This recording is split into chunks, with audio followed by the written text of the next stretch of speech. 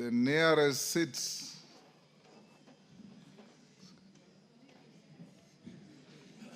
Yes.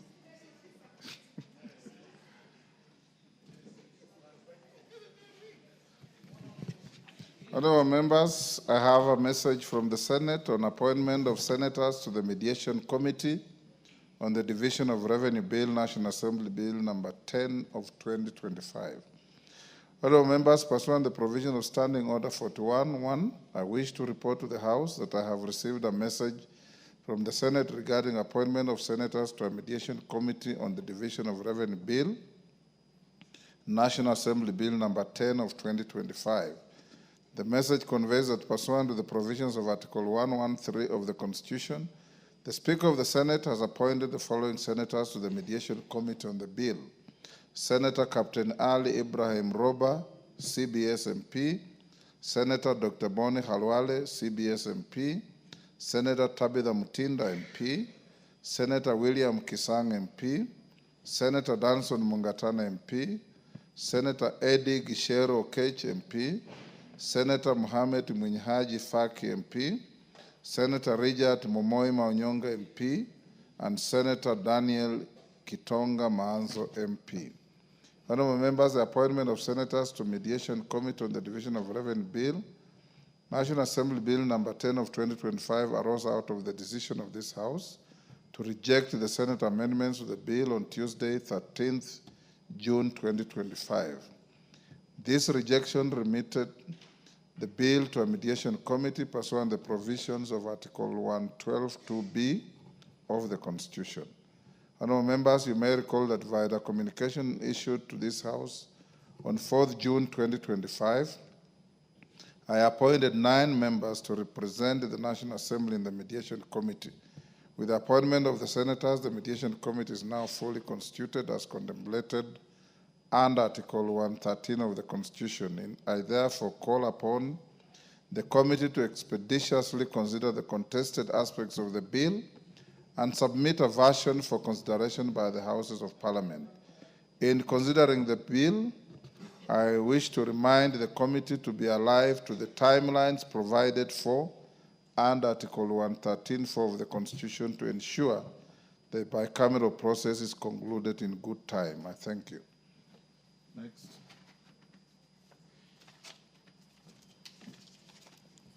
Order number 4, petitions. Order number 5, papers.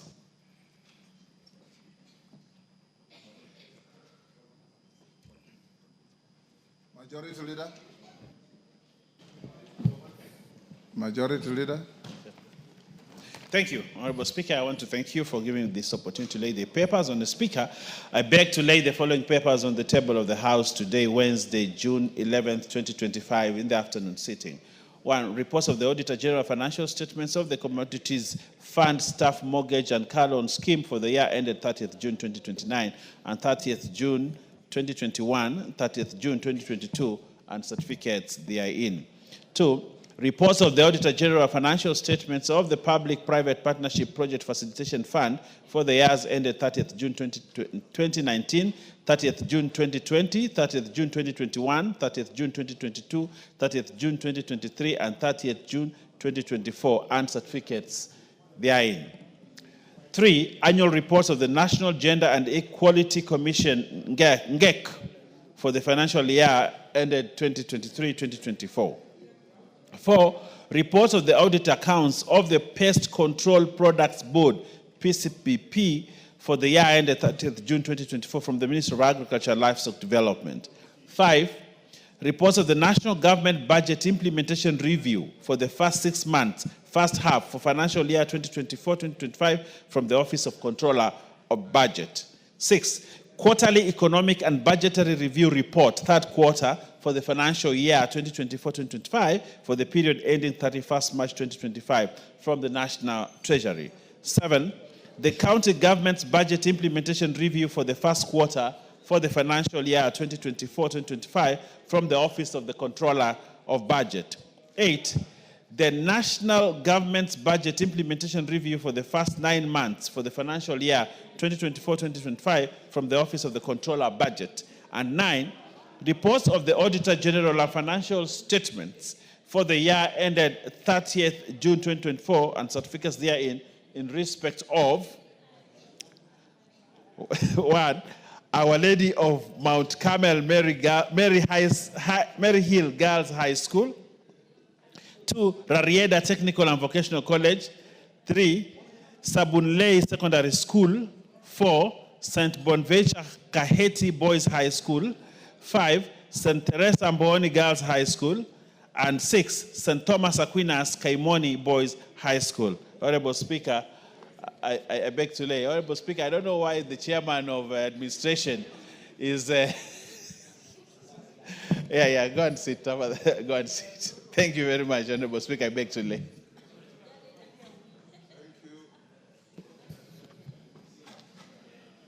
Honorable members, call the next order. Order number 6, notices of motion. Order number 7, questions and statements. Honorable members, before we go to order number 7, let's have a short rearrangement so that we dispose of orders number 8 and 9 before we go to order number 7. Is Musa Sirma in the house? Who will be moving the motion at order number 9? That's something you move, you second, and we dispose of. Majority Leader, where are the leadership of NGCDF committee? That's all right. I saw Musa here. I don't know. Well, he isn't. Well, but Honorable Speaker, I think that's a fairly easy thing we You can can do. move it. Yeah. Okay, call out order number 8. Order number 8, motion. Report of the Committee of Supply on estimates of recurrent and development expenditure for the year ending 30th June 2026. Question to be put. Members on their feet, take the nearest seats.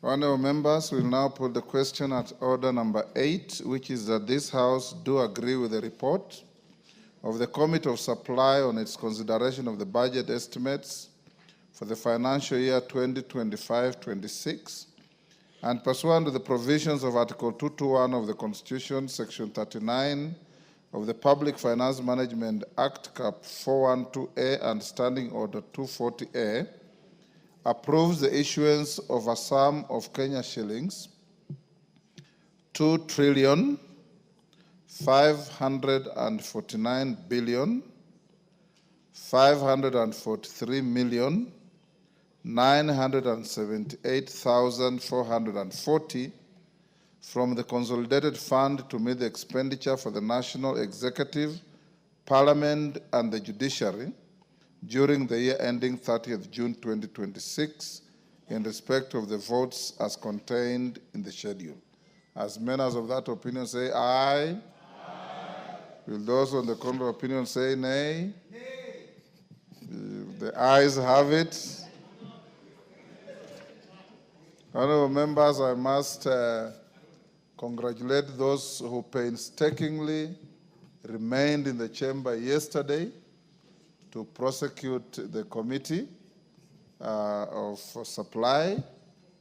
I know some of you had retreated to elsewhere, but I saw members like Ojwang, Keinan, Owen, Bowen, and others, Oundo, who remained here from 2:30 to the end of the day, and we must salute their industry. Next order. Order number 9, motion. Consideration of nominees to 51 National Government Constituencies Development Fund committees. Yes, Owen.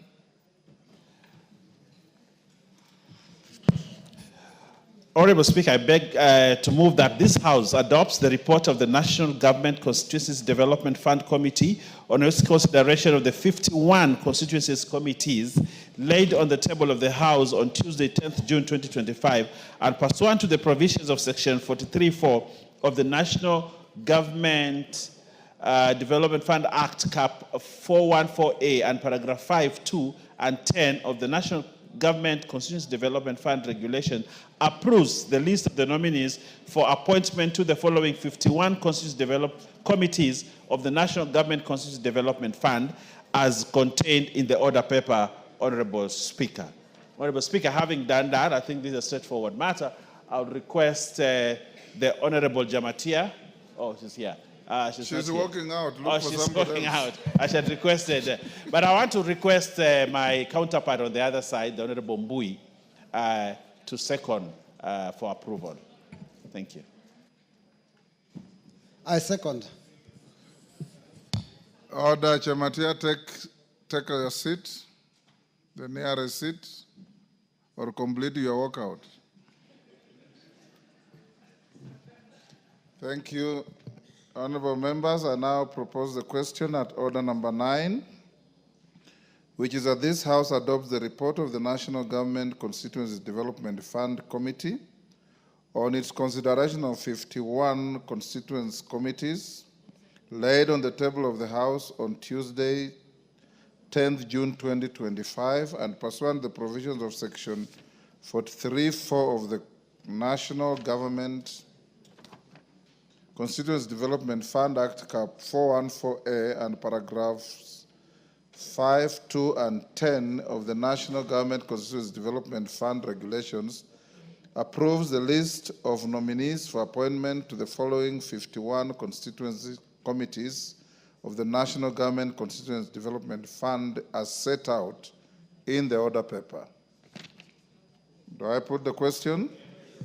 I now put the question, honorable members, at order number 9, which is that this House adopts the report of the National Government Constituency Development Fund Committee on its consideration of 51 constituencies committees laid on the table of the House on Tuesday, 10th June 2025, and pursuant to the provisions of Section 43(4) of the National Government Constituencies Development Fund Act, Cap 414A, and paragraphs 5, 2, and 10 of the National Government Constituencies Development Fund Regulations, approves the list of nominees for appointment to the following 51 constituencies committees of the National Government Constituency Development Fund as set out in the order paper.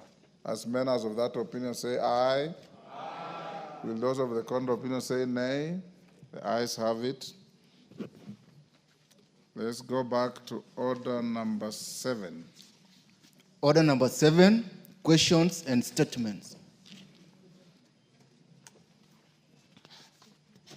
Honorable members, we have several requests for statements. I will start with the Honorable Farah Yakub. Is Farah Yakub in the House? Member for Fafi. Request dropped. Honorable Mark Mwenje, member for Embakasi West. Thank you, Honorable Speaker. This is a request for a statement regarding the shortage of polio and BCG vaccines. Honorable Speaker, pursuant to provisions of Standing Order 44-2C, I rise to request for a statement from the chairperson of the Departmental Committee on Health regarding shortage of polio and BCG vaccines in the country.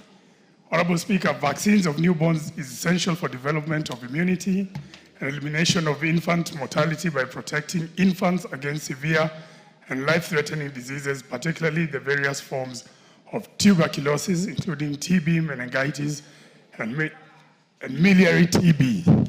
The BCG vaccine is one of the oldest immunizations still in use globally and is a cornerstone of childhood vaccination programs. Administered shortly after birth, these vaccines offer crucial early life protection when infants are at their most vulnerable stage of development. Honorable Speaker, recent reports indicate that 12 out of 47 counties in the country have completely exhausted the stocks of key vaccines, particularly tuberculosis, BCG, and polio vaccines, is therefore alarming. Even more concerning is a statement issued on 6 June 2025.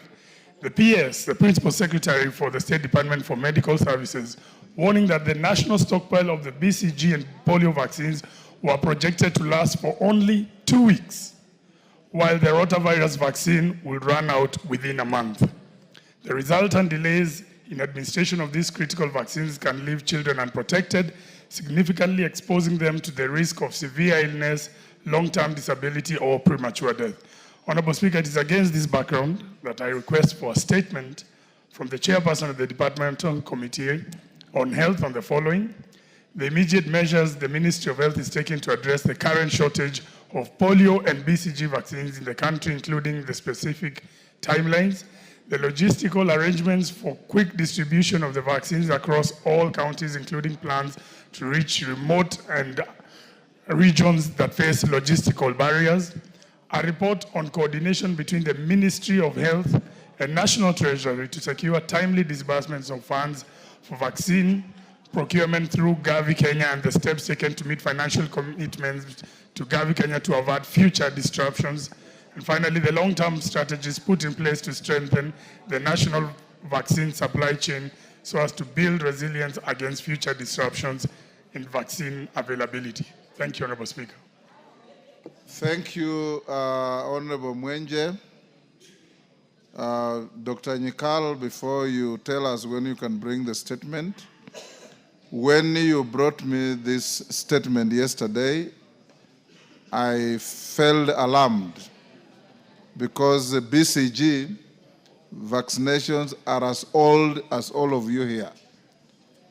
There is none of you who doesn't have a mark on your arms of BCG vaccination. So I did pick up the phone and call the PS for Health, Dr. Oluga. He confirmed that there was a shortage, but that the vaccines had arrived at JKIA and they will be distributed immediately to all hospitals, because I found this not only alarming but dangerous for the country. And we thank you for bringing the request. Dr. Nyikal, in view of the importance of this, I direct you to bring a response on Tuesday next week. I'll not give you the luxury of 2 weeks.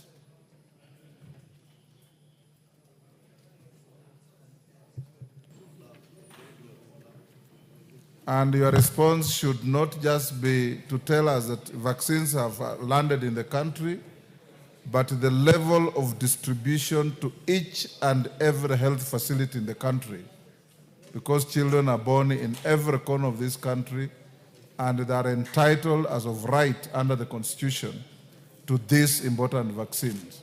Yes, Mr. Speaker, I'm also aware of this, and I made the same inquiry you did, and I say that we'll get it on Tuesday. So I'll make an effort to contact the CS and get the report by Tuesday.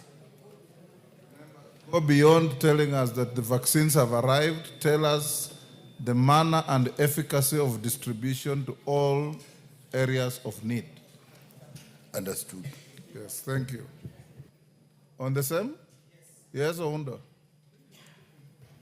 Is it also possible, Speaker, the chair can also get an assurance from the State Department that such shortage and lack of the vaccine is not going to happen in this country in the foreseeable future to avoid putting our children under peril? Thank you, Chair. Speaker. Thank you. Yes, Gachagua, on the same? Yeah, thank you, Honorable Speaker. I would like to request that as the chair gives us that statement, he also addresses the statement on the issue of shortage of blood bags and reagents that has also been causing issue of blood shortage in the country, because it has taken a bit of time before he gives us that feedback, Honorable Speaker. Yes, I did, and you directed that it be provided here in the House, but the chair has not done so as per your direction. And there's also another issue on the same on the issue of ICU payments, the issue of boosting from 4,000 to 28,000 on SHA, which was raised here by the CS when he was here. He was also directed to also give us feedback on the same. Honorable Speaker, those two issues remain unanswered. So that we don't convolute this, Chairman, I'm sure you gave undertakings to deliver statements on those two issues on blood bags and the ICU payments. Go and dust out those statements. You can give them on Wednesday, but Tuesday is about BCG. Thank you. Next, Titus Hamala, Lurambi. Thank you, Honorable Speaker. Pursuant to the provisions of Standing Order number 44, Section 2 and C, I rise to request for a statement from the chairperson of the Departmental Committee on Transport and Infrastructure regarding expansion of the Kakamega-Mumias Road and the adjoining feeder roads. Honorable Speaker, the Kakamega-Mumias Road is a vital transport network in Western Kenya, connecting Kakamega County to Vihiga County, Nandi County, Kisumu County, Bungoma County, and Busia County, through which the road ultimately links to the Busia border. The road also contributes to local economics, facilitating regional trade, connecting key commercial towns in the region, and facilitating transportation transportation of farm produce, particularly sugarcane, to the country's major sugar companies, namely Mumias Sugar Company and West Kenya Sugar Companies, including Butali Sugar Company.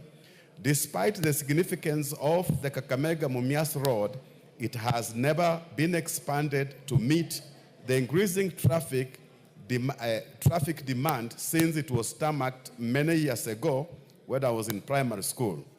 Honorable Speaker, the narrowness of the Kakamega-Mumias Road, coupled with the deplorable conditions, especially along the areas, namely Mumuyukwe, Maondo, Ishisiru Center, Stand Muogo, and Shibuli section, has been contributing to fatal accidents involving sugarcane tractors and trailers, motorists, including motorcyclists and pedestrians. Further, various feeder roads to the Kakamega-Mumias Road, particularly the Eshisiru Esumeia Bushiri Road, classified Road C1, is impassable. Of critical concern is the Isasala Bridge along the road, which has partially collapsed but remains in active use, posing a serious risk to motorists and lives. There is an urgent need to expand the Kakamega-Mumias Road and upgrade its key feeder roads, particularly the Ishisiru Esumeia Bushiri Road, classified Road 1, including restoration of the collapsing Isasala Bridge so as to improve safety and support seamless economic growth in the region. Honorable Speaker, it is against this background that I request a statement from the chairperson of the Departmental Committee on Transport and Infrastructure on the following. 1, the plans by the Ministry of Roads and Transport and the Kenya National Highways Authority to expand the Kakamega-Mumias Road and fully recapit the surface instead of the periodic patchwork maintenance works that yields low value for public funds.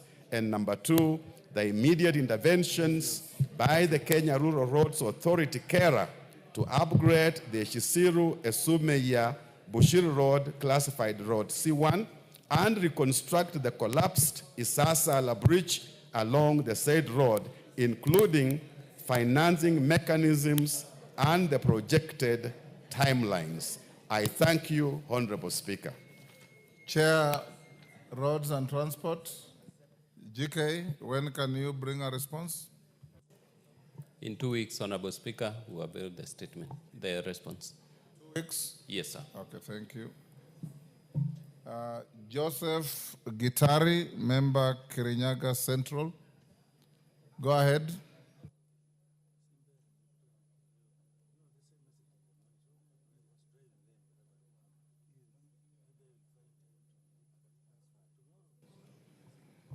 Thank you, Mr. Speaker.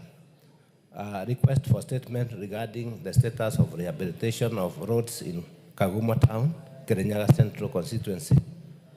Honorable Speaker, pursuant to the provisions of Standing Order 44-2C, I wish to request for a statement from the chairperson of the Departmental Committee on Transport and Infrastructure regarding the status of rehabilitation of the roads in Kagumo Town in Kirinyaga Central Constituency. Honorable Speaker, the road in Kagumo Town, especially Gateway and Trojan area in Kirinyaga Central Constituency, experience high volume of traffic due to tea transportation, health services, activities, and market centers located within the said area. As a result, there is a need of rehabilitation of the roads within the area, including installation of speed bumps and zebra crossing to ensure the safety of residents and road users. This will prevent road accidents and enhance economic growth in the area. Honorable Speaker, it is against this background that I wish to request for a statement from the chairperson of the Departmental Committee on Transport and Infrastructure on measures being put in place to rehabilitate the poor roads and install speed bumps and zebra crossings on the roads around Gateway Trojan area in Kagumo Town, Kirinyaga Central Constituency. I thank you, Honorable Speaker. DK, when can you bring a response? Honorable Speaker, in about 2 to 3 weeks, should 2 be able weeks. to respond. We'll give you 2 weeks. Thank you. Honorable members, allow me to acknowledge the following. In the Speaker's Gallery, we have Njiri School. Is it called Njiri or Njiris? Njiri. Njiris. Njiri School from Kigumo, Muranga. In the public gallery, we have Nyabondo Boys Junior from Nyakach, Kisumu, and Narok High School from Narok North, Narok. On my behalf and behalf of the House, we welcome the students, their teachers, and those accompanying them to the House of Parliament. Member for Kigumo has asked me to welcome Njiri School. You can do so on behalf of all your colleagues from whose jurisdictions we have schools. Go ahead. Give the honorable. All right, thank you, Honorable Speaker. I want to take this opportunity to welcome Jiri and Honorable Speaker, because that school is named after the senior chief, Jiri Wakaraja. That's why it was renamed to Jiri. That is his actual name. So I want to welcome them to Parliament and all the other schools that are attending this session. I'd like them to be inspired so that they can aspire to be members, they can aspire to be great members of this country once they see the session and the people who are contributing and the debate that goes on here. I also want to wish them well as they travel back to school and all the schools here on behalf of Parliament and members of Parliament. Asante, Honorable Speaker. Thank you, Bwana Munyoro. Responses from education. Is the chair education here? To respond to a request by Honorable Robert Mbui. Education. Rebecca, are you ready? Go ahead. Give Honorable Tonkei the mic. There's one next to you. Okay. Yes, thank you, Honorable Speaker. Honorable Speaker, we have a statement to the answer a question which I was asked by Honorable Mbui, who actually attended the meeting where the CS was summoned. Honorable Speaker, the question was on the status of the disbursement of capitation funds to schools. Honorable Speaker, the question has 4 components, which we wish to respond to as follows. A report on the status of disbursements of capitation funds to public schools for the first term of 2025, including the total amount of currently owed to schools due to delay in disbursements of funds. Honorable Speaker, every enrolled learner in public primary schools is entitled to receive a total of Kenya shilling 1,420 per year. The funds are dispersed to schools at the beginning of every term through 2 bank accounts as summarized below. Term and percentages, account 1 and account 2, 50% in term 1, which is 365, and 50, 344.50. 30% in term 2, 219.30 in account 1, and account 2, 206.70. 20% in term 3, which is 146.20, and account 2, 137.80. Total is 731.00, and account 2, 689.00. Out of account 1, Kenya shilling 75 per learner was deducted and sent to the Kenya Institute of Curriculum Development for purchase of textbooks. Out of account 2, Kenya shilling 20 per learner was deducted for co-curricular activities. For term 1 of 2025, the ministry disbursed 4,127,304,81 shillings for a total of 5,812,164 learners. This was made up of Kenya shilling 1,688,433,642 for account 1, and Kenya shilling 1,886,676 and 099 for account 2. There is no money owed to schools for term 1. All the money was disbursed in January 2025. Honorable Speaker, the approved rate of capitation for junior schools is Kenya shilling 15,043 per learner per year. For term 1 of 2025, Kenya shilling 15,323,832,631.92 was disbursed for 2,994,201 learners in 20,350 junior schools across the country. This amount is 50% of the annual capitation due to the schools. The entire amount was disbursed in January 2025. Honorable Speaker, at the secondary school level, the approved rate of capitation is Kenya shilling 22,244 per learner per year. For term 1 of 2025, the ministry disbursed a total of Kenya shilling 28,824,649,743.76 for 3,268,616 learners across 9,513 schools.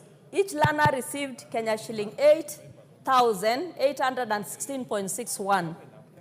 The disbursement was 50% of the budgeted amount in the printed estimates. This was done in 2 tranches. The first Kenya shilling 14,412,324,871.88 was sent in January 2025, with the second of the same amount sent in March 2025.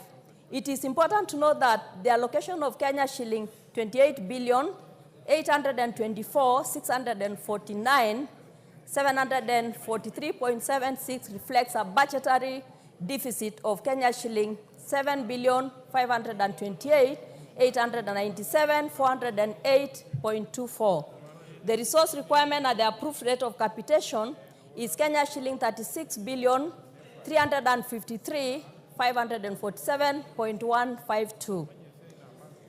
The second part of the question is the capitation amount allocated per child for the examinations and activity fees for primary and secondary schools. Honorable Speaker, no part of the capitation is allocated for national examinations.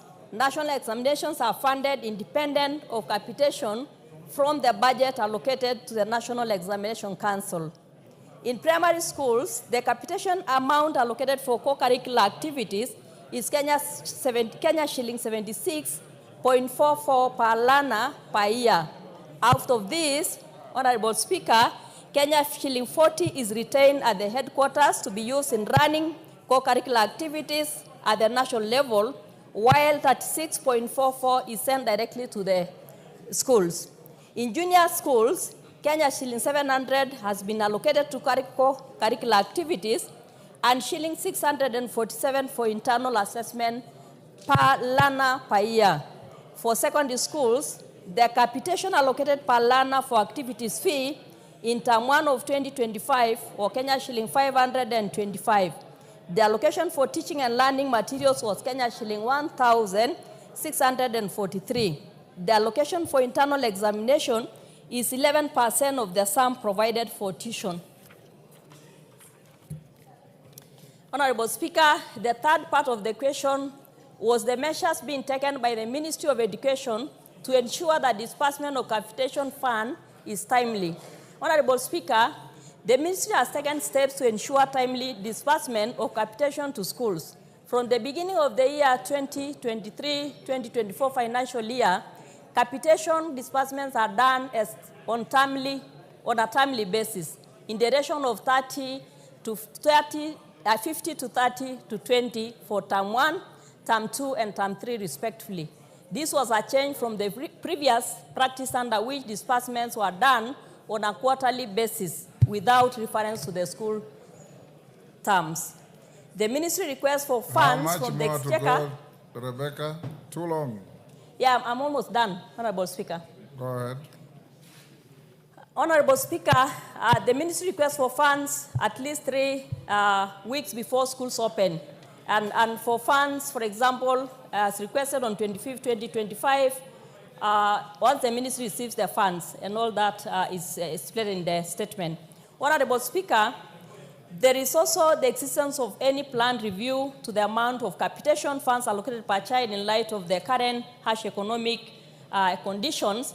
Honorable Speaker, and this, the committee is aware of this, and the entire House is aware of this, that there is need to change the current allocation as the conditions of economic conditions have changed, so there is need to review this. In conclusion, Honorable Speaker, the ministry urges the committee to support the ministry ensuring that the budgetary allocation is adequate as approved rates of capitation. That is, the National Assembly is created for that. Thank you, Honorable Speaker.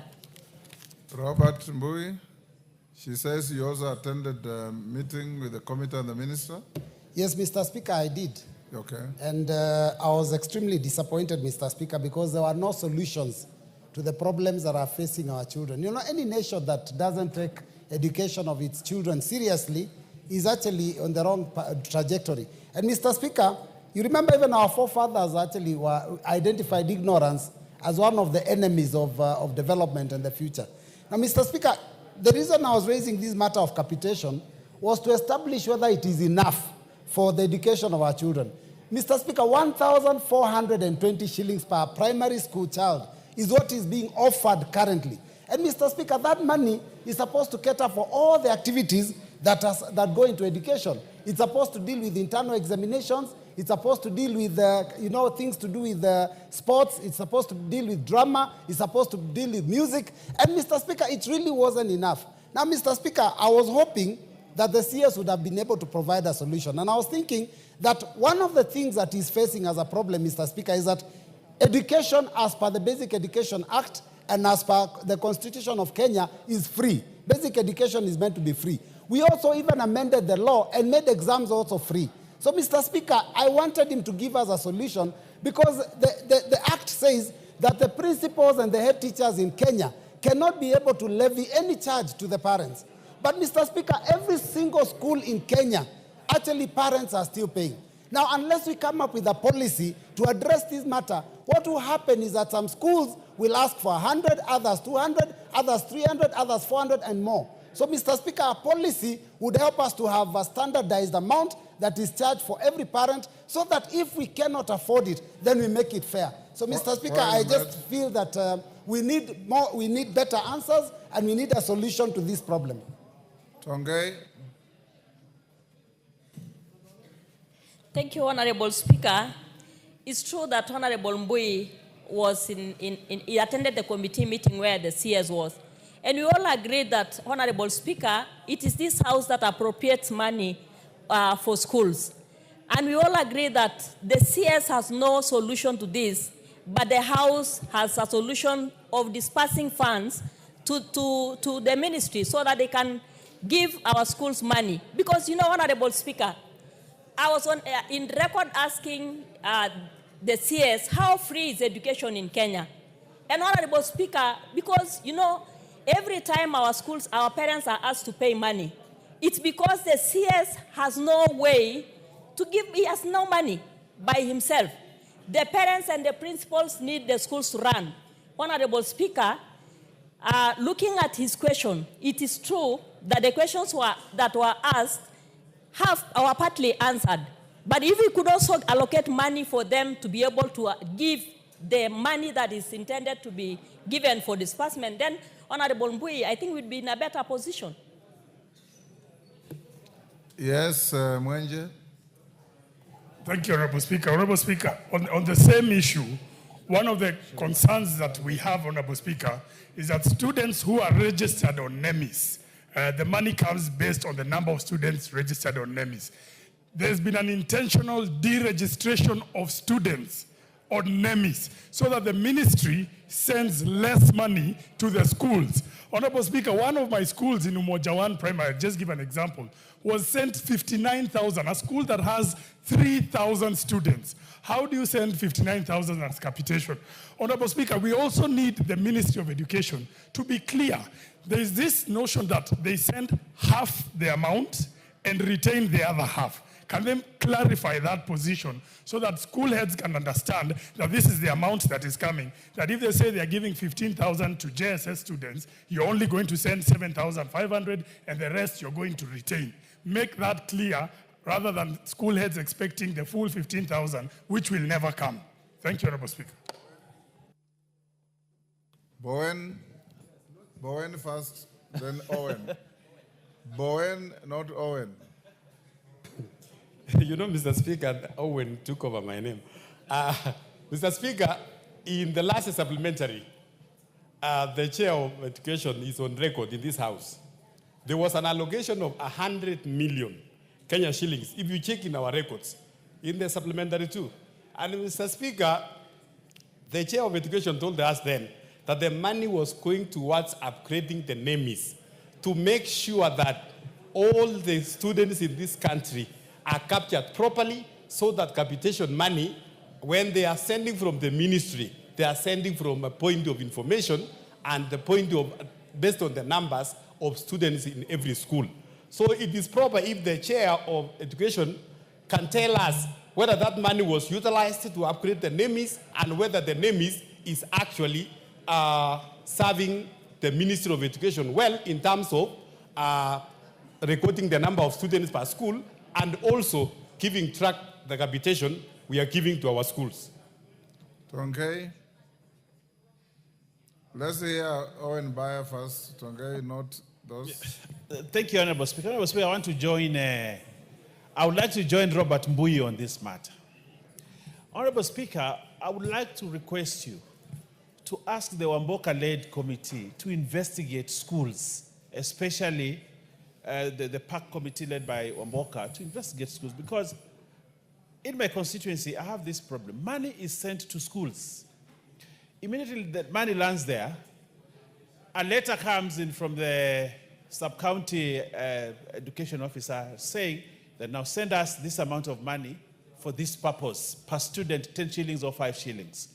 After some time, another letter comes from the county education office saying send us 10 shillings per student for every school for games. When the students want to go for games, parents are asked to bring money so that the students can be facilitated to go for games. Secondly, Honorable Speaker, the issue of NEMIS. I have a school that has 1,000 students, but the ministry sends money for only 500 students. You ask, why haven't the other students been given? They will tell you they don't have birth certificate. Honorable Speaker, if you remember, I brought this matter here in this chamber, and the minister then said, no birth certificates will be required. Students who do not have birth certificate by virtue of the fact that they were not provided for them are denied an opportunity to access education, and they are sent away, they are sent home, just because they don't have a birth certificate. They are told, bring in money. Thirdly, Honorable Speaker, when it comes to examination, if you ask the Ministry of Education, have you sent money for exams? The ministry will say we have sent money per student for exams. The people in the education sector will go and get a person who provides exams at an exorbitant price, and they come back and tell the head teachers, tell each of your students to give money, and the students are sent home to go and collect money for exams. Honorable Speaker, unless this parliament takes a decisive step and requests a special audit, a forensic audit in these schools and the education officers in the counties, we will never get an answer and our students will suffer. Honorable Speaker, what the minister will say here in Nairobi is different from what is on the ground. Parliament must go down, investigate schools. How come Ministry of Education runs some special accounts? You know, they open accounts where they say, KEPSHA, for example, Kenya Primary School Heads Association, are given 10 shillings per student. And that money is sent to a KEPSHA account, and they sit down and share that money among officials of KEPSHA and officials of the ministry at the county levels. Honorable Speaker, this is what happens, and that's why our kids keep on being sent home, so that they go collect money to boost certain kitties in schools. Honorable Speaker, we need to come to the end of this by ensuring that we investigate per county, per constituency, per sub-county, Honorable Speaker, so that the truth comes out. Otherwise, our children will continue to be sent home for exams, for sports, for PTA, for things that are mundane, they are not important to the education of the child. Honorable Speaker, I feel very pained about this because I see every time happening to schools. We must bring a stop. Money sent by government to schools must be used for what it was sent for, not to enrich education officers in the counties and head teachers and other officials. Honorable Speaker. Tongei, you've heard that? I have heard it, Honorable Speaker. What's your response? Honorable Speaker, you know, for the not examination, the one for activity fee, we agreed with the CS that it's time they review the percentages they are sending to schools. Because, you know, leaving 40 shillings here at the headquarters and giving out around 10 shillings to the students at the lower level, Honorable Speaker, that money is too little. And, you know, as students go upward, they are fewer than when they are beginning their activities down there. Honorable Speaker, I still request that this House allocates funds to the Ministry of Education, because the principals and the head teachers have no problem. The problem is the money they are given. Thank you, Honorable Speaker. Tongei, you can't ask for more when the little you are getting is being applied badly. Have you heard what Owen Baya is saying? I have heard, Honorable What you do, Honorable Tongei, I know you are not the minister, so you may not have ready answers. Yes, true. You go back and bring responses to these very serious allegations that the money is sent to schools from the ministry, then the schools are instructed to send some of the money to education officers in the counties, to KEPSHA, and so on and so forth. KEPSHA is not an association of students, so they have no business taxing students. It's an association of teachers, and so on and so forth. I think we all know what goes on in the education sector. And you can see how many of your colleagues are agitating to ask questions on this. I'll give another two, then we go to something else. You'll extract the order paper, share with the ministry, and ask for additional information which you can bring to the House in another 2 weeks. Ngogoyo. Gogoyo. Thank you, Mr. Speaker. Mine is on the NEMIS, Mr. Speaker. Mheshimiwa Mwenje raised the Honorable Mwenje raised the issue of deregistration, which she has not answered. In the answer, can she provide the issue of... Tongei, these questions are being asked to you. The issue of upgrading the system, Mr. Speaker, in my constituency, most of the schools are about 4,000, 5,000, and 3,000. Majority of those schools in the NEMIS are registered 1,800 students. And we have raised the issue of deregistration of people who are already in the NEMIS, and in your answer, you did not provide. I want to request you, Mr. Speaker, can she provide, after the supplementary 2, where we provided 100 million, and the minister himself said you no longer need a birth certificate to register a child in NEMIS, why is it that they do not deliver 100% of the monies for students in a school, while it is in their statements that you have 3,000 students in a particular school? And I'll give you Ngata Rongai Primary. It has 4,200. Up to date, they receive capitation for 1,200 students. Mr. Speaker, I would want to know what's the problem with the NEMIS, which we have provided resources. And Yes. thank you very much, Owen Bayer, for listening to the ground. Yes, Honorable Gachagua. Kerema, sorry. Yes, you and the member from Ndaragwa look alike. No. Speaker, I cannot be Wamunyoro in any sense.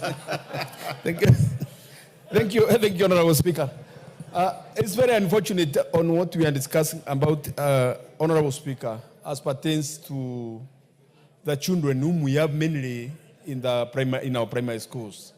For when you are driving along a certain primary school in your constituency and you find very young children going home, and when you ask why, you are told is that they have been sent away from school to go and collect some levies which are unconstitutional levies as pertains to the Minister of Education.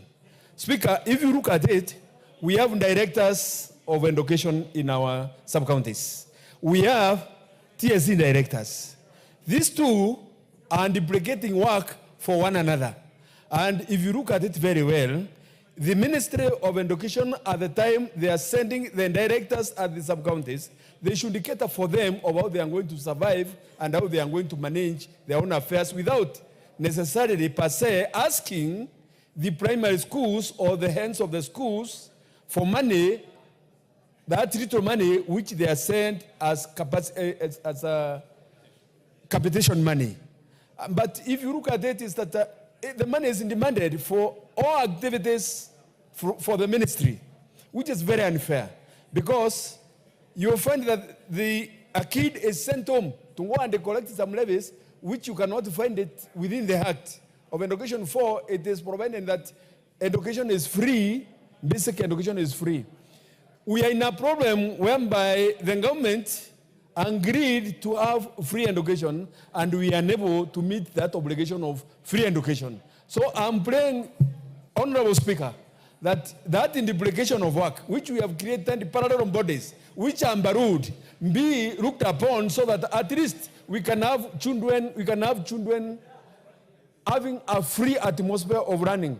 Speaker, if it's a secondary school, if it's a principal who has sent a secondary school student home, as an MP, you can be able to raise up your phone, call the principal, tell him that bursary is coming, only the student at school.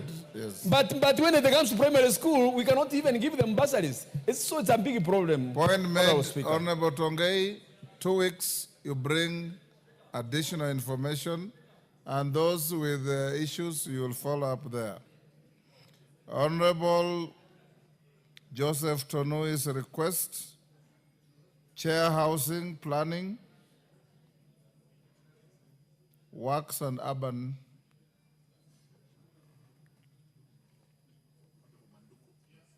Manduku. I thought the chair is Johanna Ngeno. Mr. Speaker, I'm answering on behalf of the chair. Go on. Thank you, Mr. Speaker. A request for the funding of the Olengoroni Stadium was made in the year 2011. The procurement process was complete, and on the 12th of November 2012, a contract was executed between the then Office of the Deputy Prime Minister and Minister for Local Government and Twin Construction Company at the quoted tender sum of 290,643,668.93 cents for a period of 24 months, with the intended date of completion being 20th November 2014. The scope of works entailed the construction of a perimeter fence, boundary wall, retaining walls, soccer pitch, 4-number public dais, pavilions, driveways, parking bays, ablution blocks, and other facilities. The above works were supposed to be delivered within the prescribed contract period, with the assumption that both parties were to be diligent in exercising their respective contractual obligations. However, this was not the scenario, because over the entire implementation phase, there were delays by payment. In fact, certificate number 1 was delayed for more than 1.5 years, while certificate number 2 was delayed for another half a year. The above delay was in contravention of clause 23.3 of the conditions of the contract that stipulated, and I quote, "The employer shall pay the contractor the amount certified by the project manager within 30 days of issuance of each certificate." The payment delays were mainly occasioned by 1, lack of exchequer support to the project arising from minimum or constrained budgetary provisions for four consecutive financial years, that is 2015, 2016, 2016, 2017, 2017, 2018, and 2018, 2019. 2, the transfer of devolved functions and corresponding funds to the county governments, Olenguruoni being one of them. However, the county governments did not take up the functions of the stadium, as the contract was between the contractor and the national government. And 3, the movement of the Urban Development Department from the then Ministry of Local Government to the Ministry of Devolution and Planning, and again to the Ministry of Lands, and to the current State Department of Housing. It is under these circumstances, Mr. Speaker, that I wish to respond to Honorable Tonui's question as follows. 1, the terms under which the construction of the Olenguruoni Stadium was transferred from the national government to the county government of Nakuru. And the response is as follows. Following the mutual termination of the contractor, the county government of Nakuru assumed the responsibility of securing the site until budgetary allocations for the repackaging and completion of the project. Hence, there was no transfer of construction responsibility to the county government of Nakuru. 2, details of the contract sum, amount paid, balance and transfer funds to the county government, and whether the action was lawful. And the response as follows. The contract was for Kenya shillings 290,643,668.93 cents. At the time of mutual termination, the contractor had been paid a total sum of 120,446,886.20 cents, thus leaving a balance of Kenya shillings 170,196,782.73 cents. There was therefore no transfer of funds to the county government on this project. As has been stated, the mutual termination was a process occasioned by lack of exchequer support to sustain the contract. Number 3, the reasons leading the contractor abandoning the construction site, having received funds, and what legal action has been taken to enforce compliance with the contract terms or recover misuse of public funds. The response, the contractor was released from performance through mutual termination after it became evident that the contract was untenable given the circumstances. The contractor was paid on the basis of measured works, and hence no public funds were lost. Further, mutual termination was undertaken within the provisions of the contract. And lastly, the specific measures or plans put in place to ensure the completion of the stadium of Olenguruoni. It has been the ministry's desire to ensure that all projects initiated are completed to ensure that there's value for money. However, the main challenge has been lack of budgetary support. Thank you, Mr. Speaker.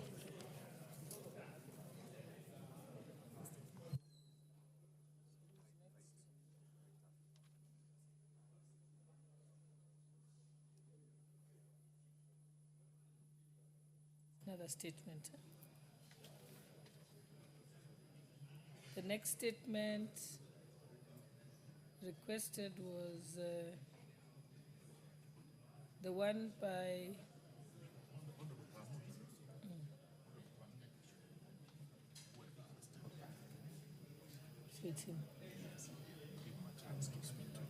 Okay. Honorable Joseph Tanui, are you satisfied with the report? Thank you, Honorable Speaker. I want to state that I am satisfied with the response. I also want to say, Madam Speaker, that I have information from reliable sources that the construction of Lungalonga Stadium will be starting very soon. Thank you so much. Now, next we go to the response for the statement requested by Honorable Abdul Haron, member for Mandera South, from the Chairperson of National Cohesion and Equal Opportunity. Honorable Adan, are you ready with your statement? Yes. Okay, proceed. Thank you, Honorable Speaker. I have a response which is very voluminous, but I have made I've made the report a little bit short so that we can save also time without interfering with its content. Honorable Speaker, the Clerk of the National Assembly, via letter NADABC 2503 of 19 May 2025, wrote to the Public Service Commission conveying a request from Honorable Abdul Haro, MP Mandera South Constituency, through the chair of the Committee on National Cohesion and Equal Opportunity for a statement regarding ethnic representation in public service for the financial year 2022-2023, 2023-2024. The committee received the following responses on the issues raised. A report on the national proportionate population shared of each of the 46 ethnic community, including the communities whose representation in the public service. The answer is proportionate to the national population share. In the financial year 2022-2023, a total of 35 ethnic communities were proportionately represented to the national population, and they are shown on the table number 1. And additionally, 2 groups stated as non-Kenyans and not stated were also proportionate to the national population share. These are Aware, Bajun, Boran, Burji, Dashinaj, Ndorobo, Elmolo, Embu, Gabra Goshi, Elchamus, Kamba,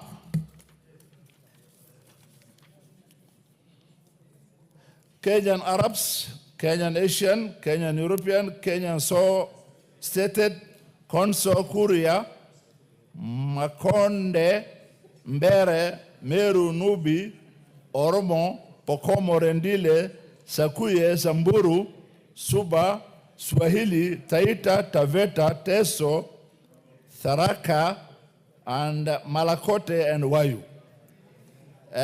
Honorable Speaker, in the financial year 2023-2024, a total of 37 ethnic communities were proportionate to the national population, and they are shown on the table number 2 below.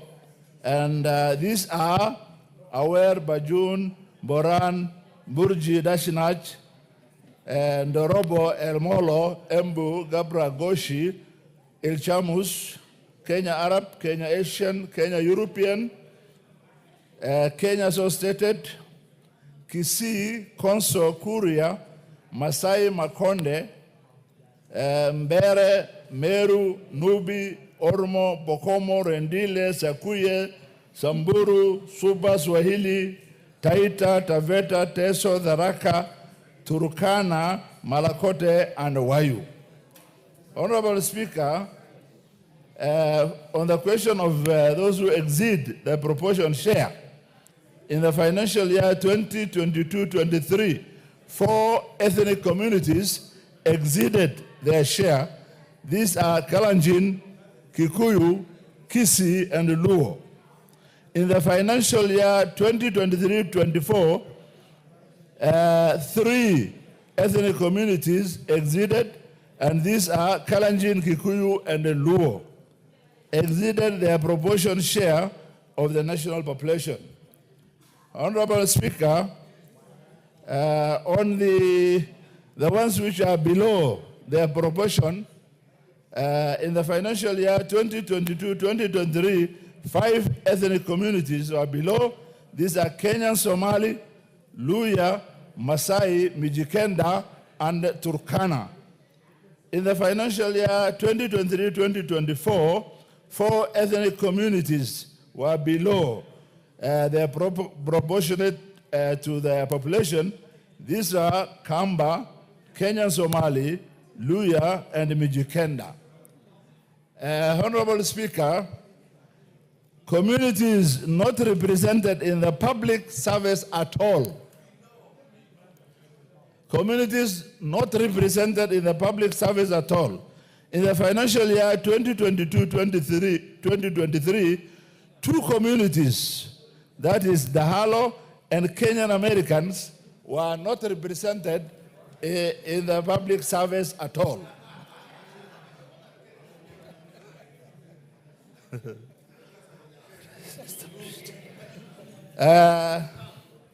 Honorable Speaker, the report on the staff deployed by Public Service Commission detailing designated and job group or job scale and the ethnicity. As per 21st May 2025, the Commission had a total of 276 staff from 30 ethnic communities comprising of 138 male and 138 females, translating to 50% each. And in the post at the Commission are against approved staff establishment of 491, indicating a variance of 215.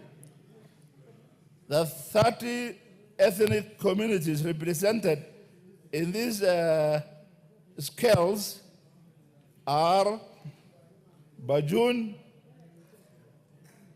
Boran, Embu, Gabra, Garre, Kalenjin, Kamba, Kikuyu, Kisii, Kuria, Luya, Luo, Masai, Mbere, Meru, Mijikenda, other Kenyans, Bokomo, Bokot, Rendile, Sabot, Sakuye, Samburu, Somali so stated, Suba, Swahili, Taita, Teso, Tharaka, and Turkana. Honorable Speaker, Honorable Chairperson, how much longer is your report? Because if you have an executive summary, you can go through it and then members can be given copies.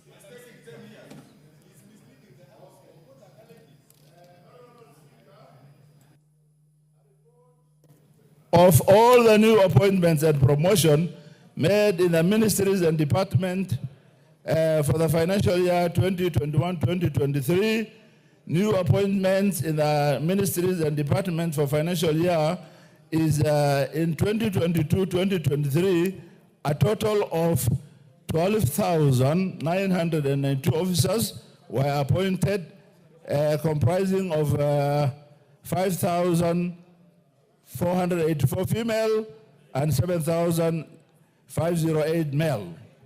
The list is as indicated below in terms of their clans or in terms of their ethnicity. Finally,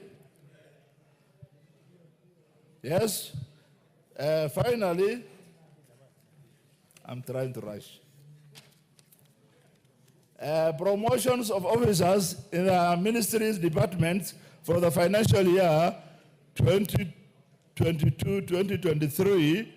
In that financial year, a total of 22,754 officers were promoted across 307 ministry departments, comprising of 8,256. Yes, okay, Honorable Chairperson, allow me to recognize the schools that are seated in the public gallery because they'll end up leaving before we do.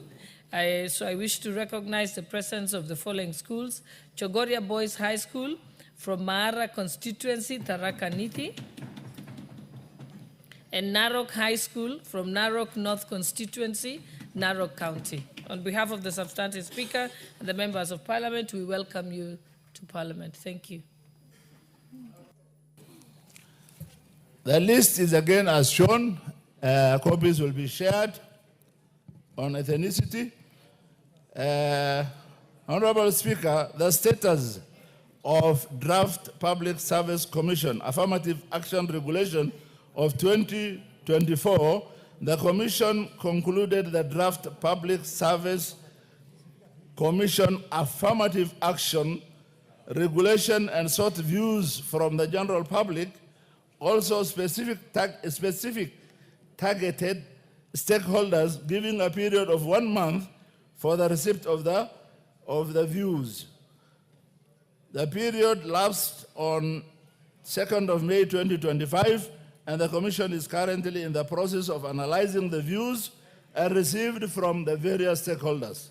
Once they are all analyzed and incorporated, where possible, the Commission will undertake a stakeholder validation exercise and thereafter subject the draft to the Attorney General, submit the draft to the Attorney General before presenting it to the National Assembly Committee on Delegation of Legislation. Thank you so much.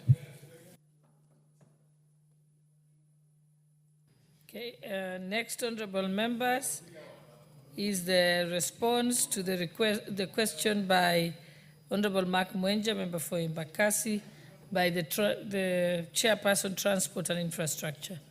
Who's representing the chairperson, Infrastructure? What's your point of order, Honorable Russell? Thank you, Madam Speaker. Madam Speaker, the person who sought for that statement is just sitting there comfortably. I'm not sure if he is happy with that response. But from those of us who are hearing, we are really worried that we live in Kenya. Maybe Abdullah Rom, you could give him time. Yes, Honorable Bowen. Madam Speaker, I listened to the response by the Honorable Chair for Cohesion and giving out the statistics on how communities have been employed in civil service, how this tribe and that tribe got their share and others didn't get their share. Madam Speaker, even as he does that and or as he comes up with that report, as a committee, there are so many ways before you come up with your report. There are so many ways you have to check. There are so many things you have to check. You cannot tell us that if we ask for now for a position of a graduate engineer in town here, you will find there are so many number of Kikuyus here compared to people from Tana River or from Mandera. And you say, okay, because we have 10 or 50 positions, we want to give a Mandela 25 positions when there is no engineer from there. So we have to look at so many issues. So that's I'm just giving an example. So, and also the population ratio. The population ratio. There are so many things we have to look into so that we don't say these other ones exceeded their shares. As long as they are Kenyans, Madam Speaker, we need to look into as long as they are Kenyans and qualified. They should be, all of them, they should stand a chance to be employed and given an opportunity to serve in this country. Not to say these people here, Yes.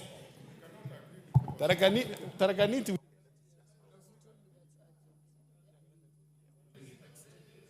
I think this debate, the most important thing is that members already have this, the report will be circulated, and members can always raise the issue.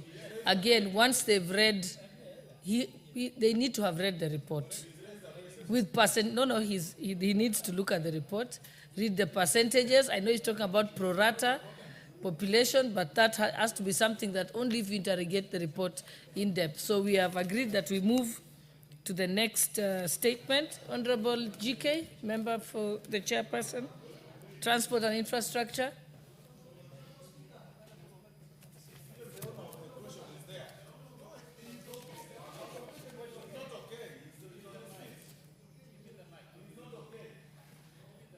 No, the honorable member is stopped from contributing because he was sitting next to the chairperson. He forfeited his opportunity and was taken up by Honorable Russell and others. Let's proceed. Honorable Thank you, Honorable Speaker. And though I'm on my feet to read the response to the statement requested by Honorable Mwenje, I want to agree with Honorable Kangogo that we should base employment at all times on merit and not tribalism. And if we continue this way, Honorable Speaker, we'll be perpetuating tribalism. Let us base employment on merit. Honorable GK, we are not debating the statement. We said that will be for a later time. The report will be given to members. Now I can respond to the statement, yes. Honorable Speaker, Honorable Mark Mwenje requested for a statement from the chairperson of the Departmental Committee on Transport and Infrastructure regarding the status of 24-25 work plan for the Kenya Rural Roads Authority and Kenya Urban Roads Authority. Honorable Speaker, Honorable Mwenje sought to, among other things, establish measures being taken by the government to ensure the work plan tendered for the financial year 24-25 are not suspended due to lack of funds. Measures being taken to ensure that the delay does not occasion pending bills and other charges that may result from breach of tender agreements. And 3, actions being taken to implement or being implemented by KERA and KURA to ensure that roads under their jurisdiction which are due for maintenance are not affected by the delay in disbursement of funds. Honorable Speaker, I have the response from the ministry dated 14th May 2025. And as you know, Honorable Speaker, this response has been overtaken by the events of last week, where we got a court ruling directing on what the ministry should do or KRB should do regarding RMRF 22 and 10% allocation. So, Honorable Speaker, I want to request that Honorable Mwenje allows me or should allow me to give a more current statement. Order, Honorable Murugara and Honorable next Bowen. week. You can do the shouting match outside the chambers. Proceed, Honorable GK. Speaker, I want to request Honorable Mwenje to allow that I give a more current response next week, Wednesday or Thursday, because what I have here has been overtaken by the events of last week. Thank you. Thank you. The Honorable, is the Honorable Susan Kiamba, member for Makueni here? He's already said that his report that he has is overtaken by events, so you'll only be speculating. You're having another chance next week when he comes. Yeah, member for Makueni, are you present? Okay, so we can proceed. Can the chairperson, Transport and Infrastructure, respond to that? Because we only respond if you're present. Thank you, Honorable Speaker. Honorable Speaker, the member for Makueni County, the Honorable Susan Kiamba, MP, requested for a statement from the chairperson of the Departmental Committee on Transport and Infrastructure regarding the status of Emali Ukia Road. Honorable Speaker, the Honorable Kiamba sought to, among other things, establish one, a report on the current status of the Emali Ukia Road, including any maintenance of improvement works undertaken on the road and when they were undertaken. Two, the reason why tarmacking of the said road, which is of significant economic importance, has been delayed for decades despite repeated government commitments. And three, specific plans by the government to prioritize the tarmacking of Emali Ukia Road to ensure its long-term usability, including budget allocation and timelines for upgrading the said road.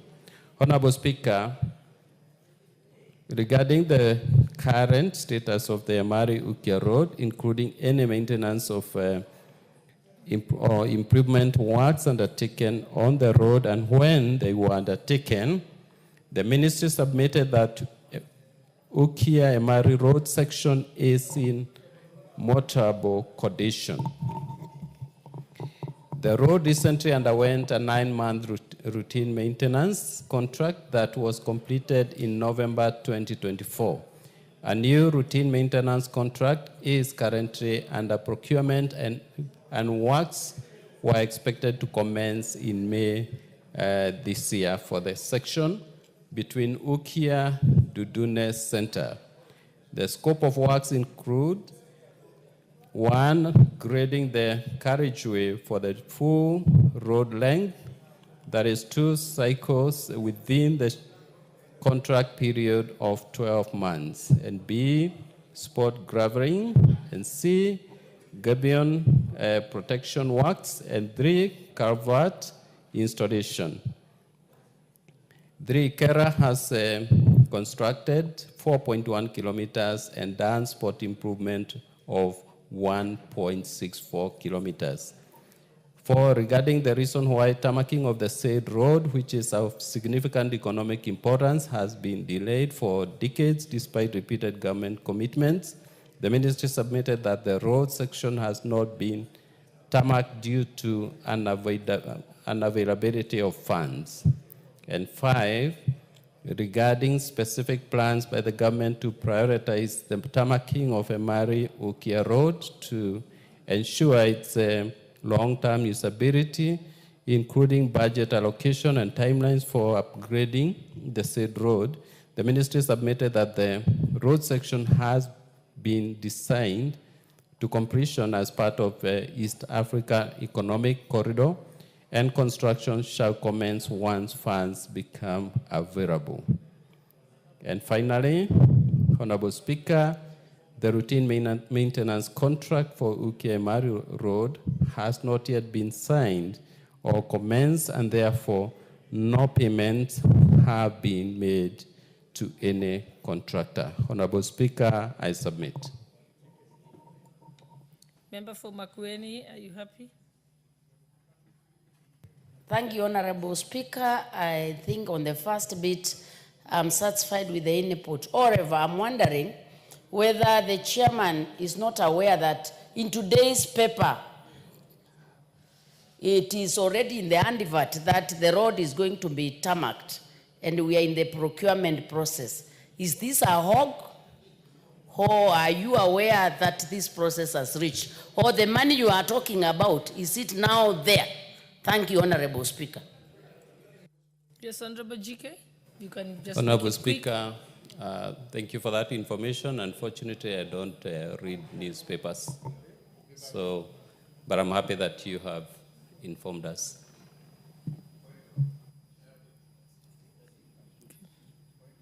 Thank you. Let us move to the next one, which is the question by, what's your point of order? Yes, Honorable. Thank you, Madam Speaker. Madam Speaker, that's very worrying from the chairman, infrastructure and roads, because it is true the same road, Madam Speaker, has been advertised for upgrade to bitumen. Yet, when you listen to his answer, he says there is no funds. Madam Speaker, why am I worried? Because in the supplemental one, we put money in roads. So I'm wondering, is the chairman not aware through the ministry roads or projects that are pending in the ministry, so that when it comes to give answer to this house, they are satisfactory to the members who ask? Because, Madam Speaker, members in this house don't ask questions for themselves. We are being listened by all Kenyans, by our constituents, and it's important for a chairman to give a satisfactory answer that a member can convey to the people who send to this august house. I thank you, Madam Speaker. Okay. The assumption is that the chairperson gets the information from the ministry, then conveys it to Parliament. So because they seem to be conflicting facts, maybe we give the chairman again to get back to the ministry and give another update next week. Then that way we can make progress. Then he can explain about the advert and what exactly is being done. So it will be your duty, Honorable GK, to get that information and bring it to the House. Thank you, Honorable Speaker. Thank you, Honorable Speaker, for your guidance. Next, Honorable Faisal Bada, are you here? Msambweni? Okay, so Transport and Infrastructure Chairperson, you can proceed to respond to that issue. Honorable Kareke, you're distracting the chairperson. He has a state report to make to the House on the issue of the frequency of road accidents along Likoni-Lungalonga Highway by member for Msambweni. Thank you, Honorable Speaker. Thank you, Honorable Speaker. Honorable Speaker, on Wednesday, 9th April 2025, the member from Msambweni, the Honorable Faisal Banda MP, requested for a statement from the chairperson of the Departmental Committee on Transport and Infrastructure regarding the high frequency of road accidents along the Likoni-Lungalonga Highway. Honorable Speaker, the Honorable Member therefore sought to, among other things, establish, one, the immediate and long-term measures taken by the Ministry of Roads and Transport to mitigate the frequent road accidents along the Likoni-Lungalonga Highway, and two, the steps made by the Ministry to erect speed bumps, pedestrian crossings, and other preventive measures in these accident-prone areas as an intervention to reduce the frequency of accidents. And three, the plans in place to improve road signage, lighting, and enforcement of traffic regulations along the highway to enhance road safety for both motorists and pedestrians. Honorable Speaker, the committee received a response from the Ministry of Roads and Transport on 12 May 2025, which I now wish to make.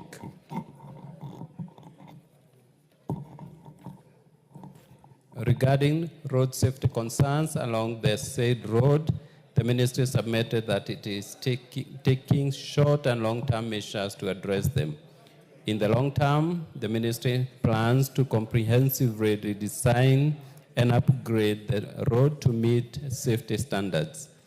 The procurement process for the design consultancy is currently underway under the multinational Bagamoyo Horohoro Rungarunga Malindi Road Project funded by the African Development Bank. In the short term, the road is currently under performance-based contract that, among other things, incorporates road safety features like road markings and road signs in the scope of works to be implemented. On the measures taken by the ministry to reduce the frequency of accidents, the ministry, through the Kenya National Highway Authority, has identified locations along the road as priority areas for road safety enhancements based on reported accident trends, and the maintenance contractor has been directed to implement appropriate interventions, including the installation of rambo strips and or standard speed bumps, markings of pedestrian crossings, and erection of road signs. 6, with regards to the plans to improve road signage, lighting and enforcement of traffic regulations along the highway to enhance road safety for both motorists and pedestrians, the ministry emphasized that enhancing road safety requires a collaborative approach that integrates engineering solutions, public education, and enforcement of traffic regulations. While the ministry, through its road agencies, primarily focuses on engineering interventions, it works closely with other government agencies to support public awareness and enforcement efforts. Additionally, Kenya has been progressively installing road signs through maintenance contracts. However, vandalism of these signs remains a significant challenge, particularly in the coastal region. To address these, the agency has started using signage made from non-steel materials to help mitigate vandalism. Honorable Speaker, I submit.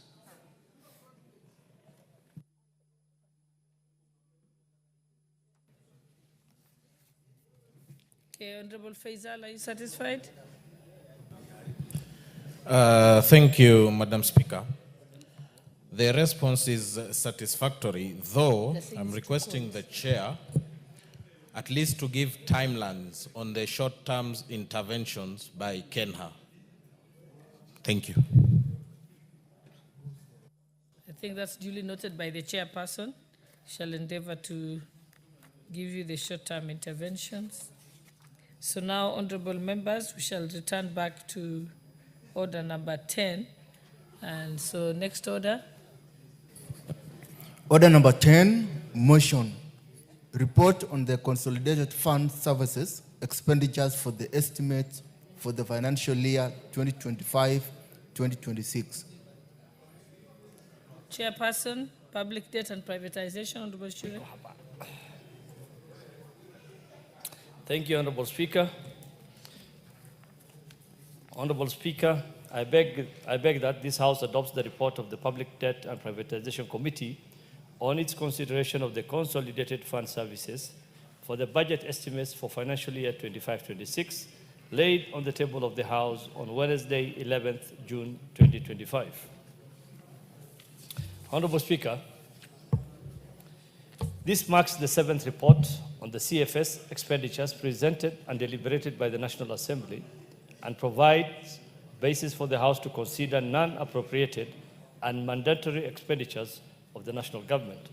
As such, appropriated and non-appropriated expenditures are considered accordingly. Honorable Speaker, I extend my sincere gratitude to all the diligent members of the Public Debt and Privatization Committee for their unwavering commitment in examining these estimates of expenditure and for tabling this report for our deliberation today. Our appreciation also goes to the key stakeholders who contributed critical insights during the committee sessions and to the committee's secretariat for their support. Honorable Speaker, the Consolidated Fund Services expenditures are obligatory expenditures that are deducted directly from the Consolidated Fund and are not included in the annual appropriation bill, as stipulated in Article 2217 of the Kenyan Constitution. Today, these mandatory expenditures are the largest expenditures of the government. Honorable Speaker, CFS expenditures financial year 25-26 will amount to Kenya shillings 2.14 trillion, thus indicating a decrease of Kenya shillings 148 billion from Kenya shillings 2.28 trillion in the financial year 24-25. The committee observed that this decline which will provide fiscal relief in the financial year 25-26, is largely attributed to reduced debt service costs and will provide much-needed fiscal space that should be utilized prudently. Honorable Speaker, the financial year 25-26 CFX expenditures constitute of 1. Public debt service expenses at Kenya shillings 1.9 trillion. 2. Pension expenditures at Kenya shillings 234.9 billion. And 3. Salary allowances and miscellaneous expenditures at Kenya shillings 4.7 billion. Honorable Speaker, the review of the CFS expenditures for the financial year 25-26 presents a timely opportunity to realign our fiscal management strategies towards a long-term sustainability and growth. While debt service remains the dominant component, accounting for 89% of the CFS expenditures, a projected 7% decline offers a short-term fiscal reprieve. This window, though narrow, should be strategically leveraged to improve budget execution, invest in growth-enhancing sectors, and reduce the burden of non-discretionary expenditures.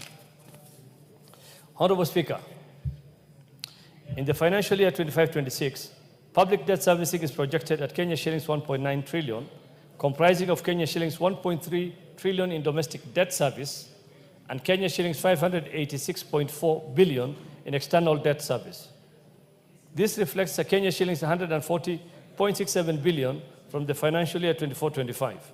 The decline is mainly attributed to a significant drop in redemption costs by Kenya shillings 242.5 billion, although this is partially offset by a Kenya shillings 101.9 billion increase in interest payments.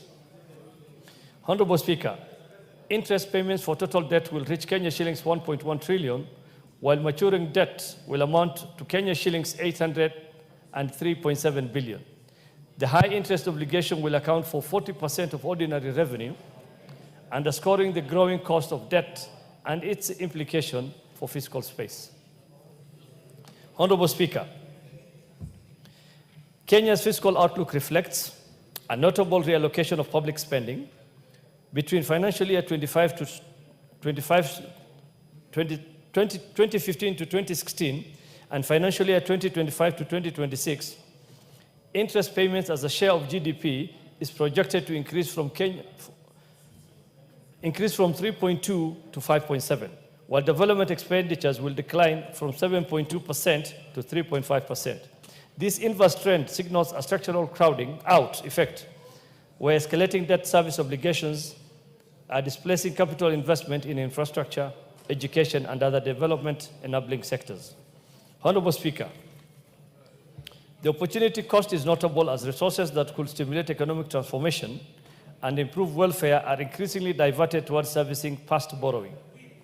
The broader macroeconomic impact is reflected in the decline of total investment as a share of GDP from 19.5% financial year 2015-2016 to just 4.1% for the financial year 25-26. Such underinvestment undermines capital formation, lowers the marginal productivity of labor, and reduces the country's long-term growth potential. Honorable Speaker, pension expenditures, on the other hand, are projected at Kenya shillings 234.9 billion in the financial year 25-26, reflecting a Kenya shillings 11.75 billion increase from Kenya shillings 223.1 billion in the financial year 24-25. This growth stems from 1. Kenya shillings 6.55 billion rise in ordinary pension payments, and 2. Kenya shillings 7.74 billion increase in commuted pensions. However, the performance of pension disbursement continues to be affected by slow exchequer releases and system downtimes. Honorable Speaker, salaries compensation for constitutional and independent office holders is projected to increase by Kenya shillings 584.64 million, growing from Kenya shillings 4.08 billion for the financial year 24-25 to Kenya shillings 4.73 billion financial year 25-26. The primary driver of this increase is Kenya shillings 543.13 million allocation for judicial salaries, hardship allowance, and arrears. Honorable Speaker, arising from this consideration of the estimates and submissions from stakeholders, the committee made pertinent observations, including that there is a need to address challenges in pension disbursement in order to take care of our pensioners, enhance cash flow coordination in order to improve budget execution, and that the over-reliance on domestic borrowing requires practical and well-sequenced reforms. The reforms in reference, Honorable Speaker, include strengthening Treasury's cash debt management functions, accelerating the rollout of the Treasury single account, and institutionalizing frameworks that ensure timely counterpart funding and prudent online practices. Such measures are essential to improving liquidity, reducing commitment fees, and enhancing the credibility of the national budget.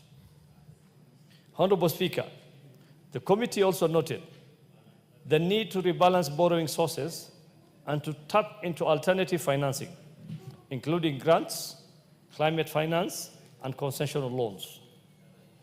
We also cautioned that while instruments like securitization may provide liquidity, they should be used carefully to avoid undermining fiscal consolidation efforts that might affect public debt sustainability. Honorable Speaker, after our deliberations on the estimates of the Consolidated Fund Services under the budget estimates for the financial year 25-26 and consultation with various stakeholders, the committee therefore gives the following recommendations for consideration by this House.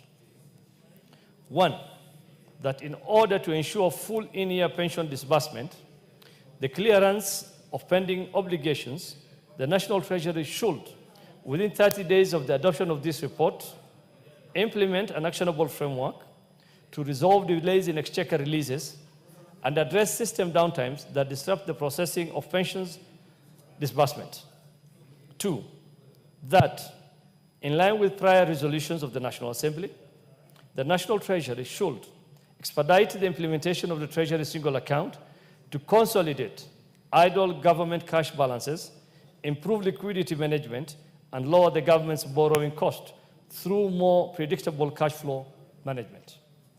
3, that to ensure full and timely disbursement of donor loan financing and avoid incurrence of commitment fees, the National Treasury should ring-fence domestic counterpart funding from frequent supplementary budget reallocations and make counterpart funding provisions for loan agreements entered to mid-year. 4, that to minimize the opportunity cost arising from waived on-lent loans and the payment of called-up government guarantees, the National Treasury should, within 60 days, formulate a standardized framework for determining interest rates on on-lent funds and the repayment of called-up guaranteed loans. This framework should be aligned with the market benchmarks on interest rates and credit worthiness. 2, formulate enforcement mechanism to ensure timely repayments and reduce the risk of defaults by institutions benefiting from government financial support. 5, that the National Treasury should adopt and enforce performance-based benchmarks and disbursements readiness protocols to prevent the accumulation of undrawn external loans, which continue to attract costly commitment fees. No new loan agreement should be executed without full compliance with the performance-based benchmarks and disbursement readiness protocols. 6, that to reduce reliance on debt and enhance access to alternative financing, the National Treasury should, within 60 days of adoption of this report, develop and publish a comprehensive national strategy for mobilizing non-debt financial resources, that is including grants, climate finance, and other concessional funding. Honorable Speaker, this report is not only a reflection of the current fiscal pressures, it is also a call to action. With coordinated effort, strengthened institutions, and adherence to the fiscal discipline, Kenya can navigate the present constraints and lay a firmer foundation for inclusive and resilient economic growth. Honorable Speaker, with that, I beg to move and I request Honorable Irene, the Vice Chair of the committee, to second. I thank you, Honorable Speaker.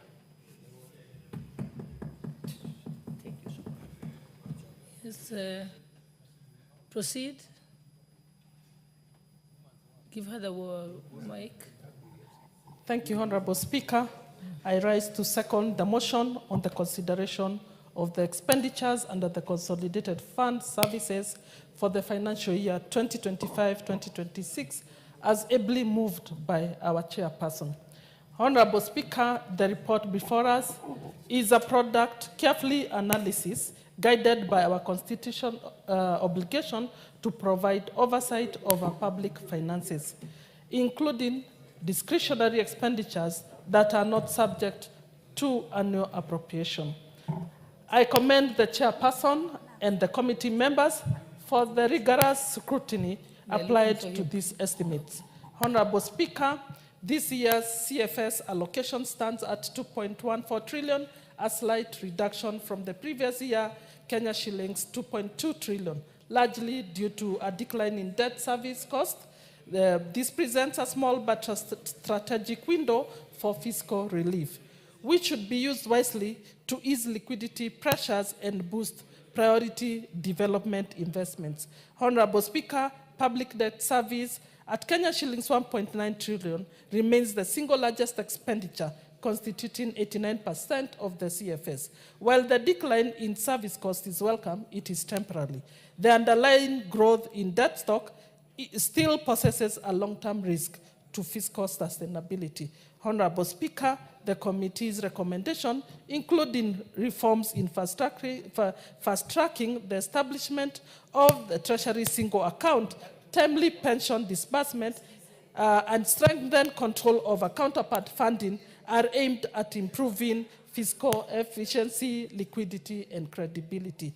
Further, Honorable Speaker, we support calls for diversifying our fiscal deficit financing options by tapping into non-debt sources such as grants, public-private partnerships, and climate finance to reduce the cost of debt service. Kenya's development path must not be derailed by over-reliance on expensive debt. In conclusion, this report lays out a clear path to strengthen fiscal governance and reduce structures, rigidities that undermine budget execution. I urge this House to adopt the committee's recommendation. With those few remarks, I second. Honorable members, I now propose the question that this House adopts the report of the Public Debt and Privatization Committee on its consideration of the Consolidated Fund Services for the budget estimates for the financial year 2025-2026, laid on the table of the House on Wednesday, 11th June 2025. Honorable members, I think I'll give an opportunity. Those who want to contribute, please press the intervention button. Okay, I'll give a chance to Honorable Quayer. Thank you, Speaker, and thank you for this opportunity to support this report from our committee that is on Consolidated Fund Services. And Madam Speaker, just for purposes of bringing to attention of members, CFS expenditures that are not appropriated in this House, but then that are brought to the attention of the House for passage and adoption. And Mr. Speaker, you realize that CFS expenditure consists of pensions, repayment of debts, and salaries that go to independent commissions, and the salary of the president, the deputy president. And Madam Speaker, the biggest expenditure of the government is CFS. You realize that we have a budget of about 4.4 trillion, but half of it is going to repayment of debts, and of course pensions, and payment of salaries of independent commissions and the offices, the constitutional offices. Madam Speaker, this brings the million-dollar question to this House as to how we are managing our finances and our debts. You realize that a chunk of our revenue is going to repayment of debt. And in this, Madam Speaker, 1.9 trillion, the largest component is going to repayment of interest rates and commitment fees. Loans that have been signed but have not been uptaken simply because either the entities that are expected to appropriate or to absorb the same have not been in a position to uptake, and therefore we get up to a place whereby we are paying commitment fees to our lenders that has become now quite a critical expenditure in CFS. Madam Speaker, something else that we were able to look into as we're engaging the National Treasury is that one of the loans that has been taken over by the government of Kenya on behalf of an entity that the government guaranteed, and that is Kenya Airways, is that loan has been novated to the extent that now the government of Kenya has taken up to pay that loan. But Madam Speaker, we engaged as a committee and asked very pertinent questions. Why would the government of Kenya be paying debts on behalf of profit-making entities like Kenya Airways because they are now making profits? Yet, their burden is being passed over to Kenyans to pay at a premium rate. Madam Speaker, it is not just unacceptable, but something that maybe we need to interrogate further as to why members or investors in Kenya Airways would be enjoying dividends and pays, yet they cannot meet their obligation to pay up for loans that they took. Madam Speaker, well, it has not been captured in this CFS as a standalone loan that has been taken over, but of course we know that that has happened.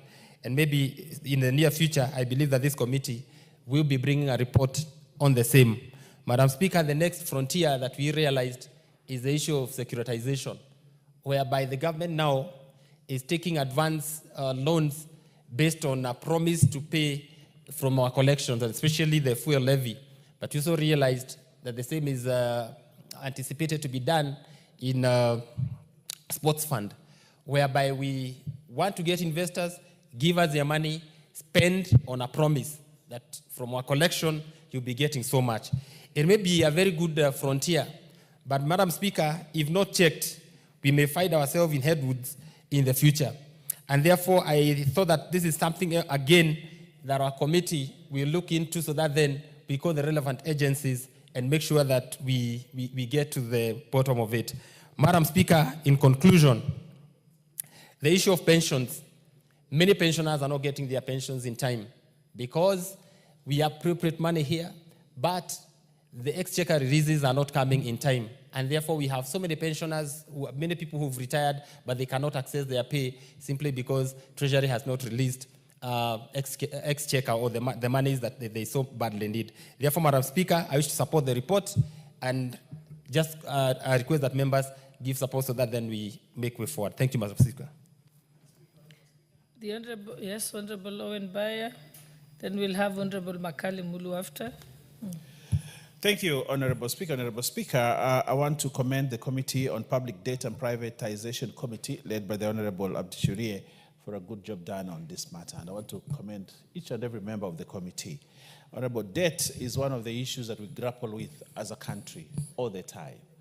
And this government came into power on the promise that we will reduce debt, Honorable Speaker. And one of the very unpleasant things about the previous regime was debt. People were borrowing money and money was being borrowed, but there was nothing really to show for it.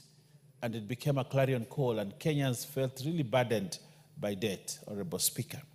But one of the interesting things, Honorable Speaker, that we must note and take immediate action on is that we have over 1 trillion of unutilized loans lying in our banks. Money has been borrowed, commitment fees made, interest accruing, and yet this money is there where government agencies and government and MDAs are not utilizing the money because people borrowed without a plan. Honorable Speaker, this hurts the economy because the reason why we even have a cash crunch, we have a problem of cash flow, is because debt payment is a fast charge. And when it is a fast charge, then you accumulate all the money, take it over 80% and give it out. And yet, you have the money lying in our banks. Honorable Speaker, I want this committee, the Abdi Sharia-led committee, to ensure that this money is disbursed and we get value for it. Otherwise, I don't want to use the word foolhard, but I think it is that you borrow what you don't need and keep there, then burden the taxpayer with commitment fees, and yet you get to a level where exchequer is not available, like we have the case of CDF today. We can't get all the money. But probably the money was swept and paid for a debt that the money is lying in an account of an MDA that has been utilized. Honorable Speaker, those are bad manners, and I think we need to stop that. Secondly, Honorable Speaker, 89% of the Consolidated Fund services is projected to increase. I don't want to go to that point, but I have a very interesting point here, Honorable Speaker, that I want to speak on. This government, Honorable Speaker, according to the report, has not effectively harnessed non-debt financing options.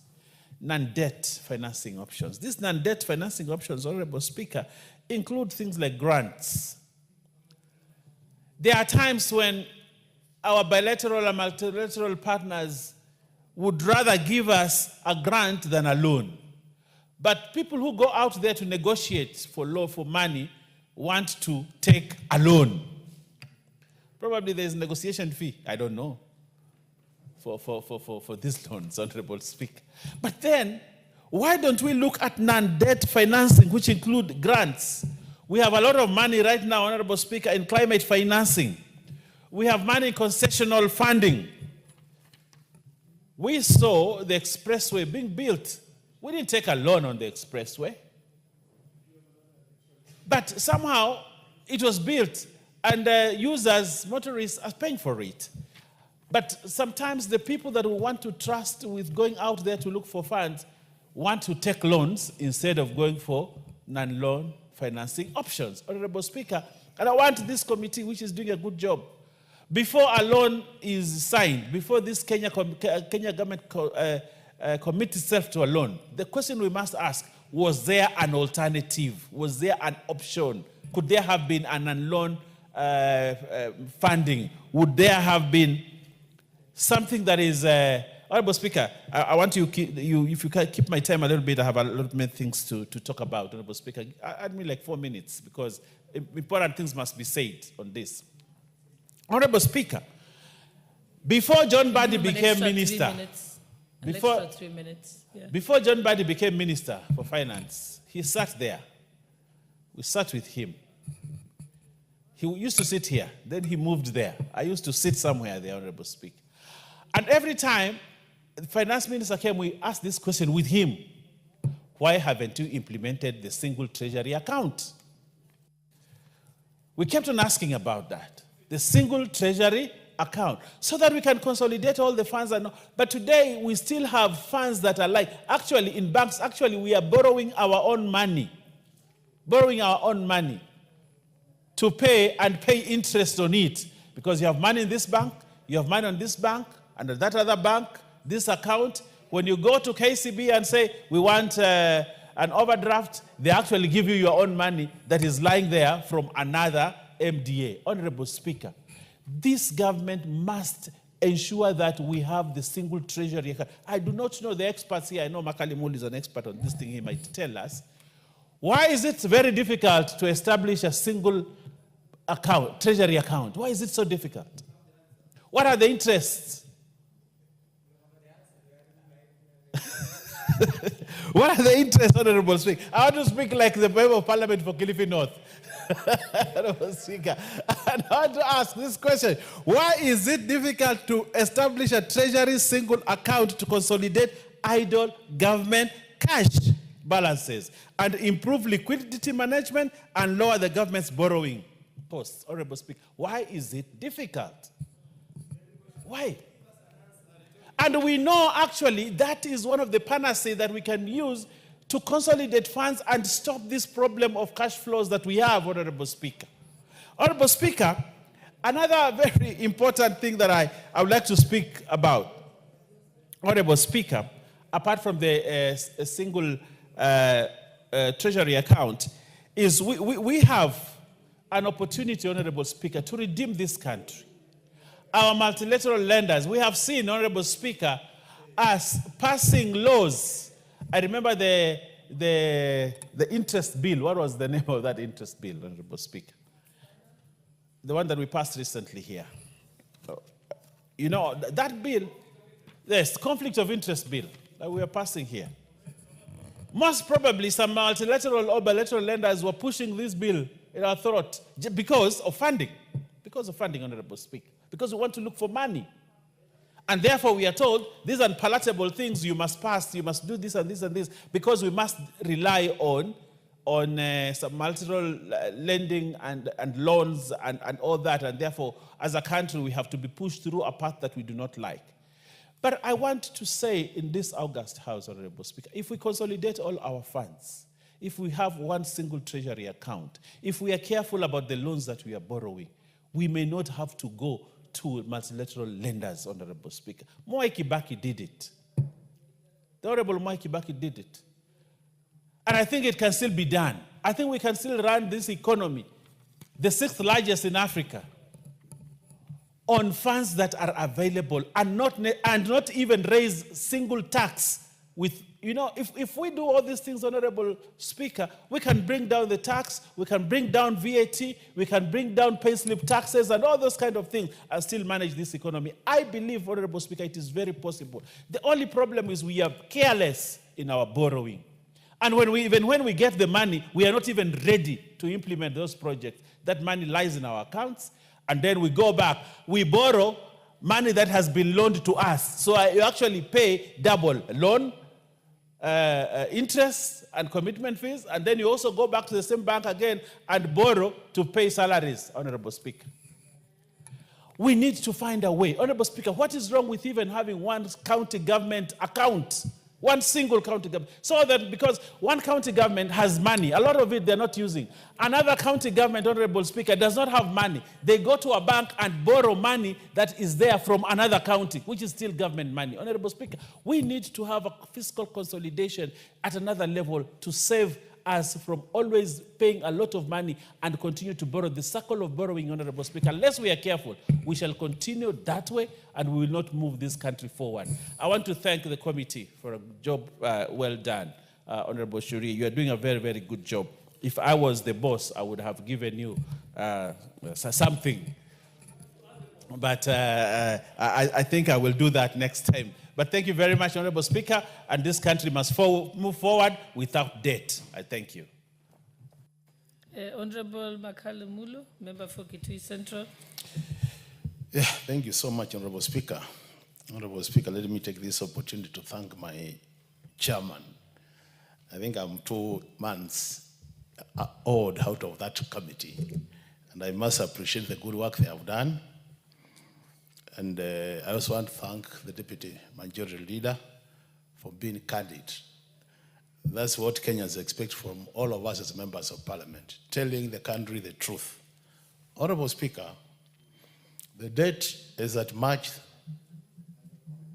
2025 is 11.6 trillion. Out of that, you find over the years, we have been having more external debt than domestic debt. But now the ratios seem to have changed, Honorable Speaker. We are doing now 46% external, 54% domestic, which means we are borrowing more domestically.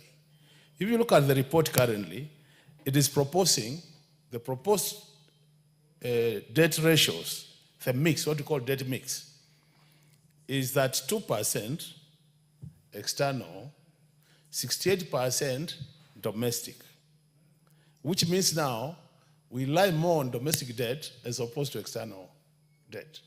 The disadvantage with that is that the domestic debt is always more expensive. To make things worse, it has a shorter repayment period. So what will happen to our interest? Interest will keep on increasing, and you realize that even the mix in terms of the share of, in terms of total interest, the share of domestic interest payment will be higher. And I think if we want to manage our debt properly, Honorable Speaker, these are some of the things we must get them right. Honorable Speaker, what has been written in this report, I think it's almost everything is like we've said it before.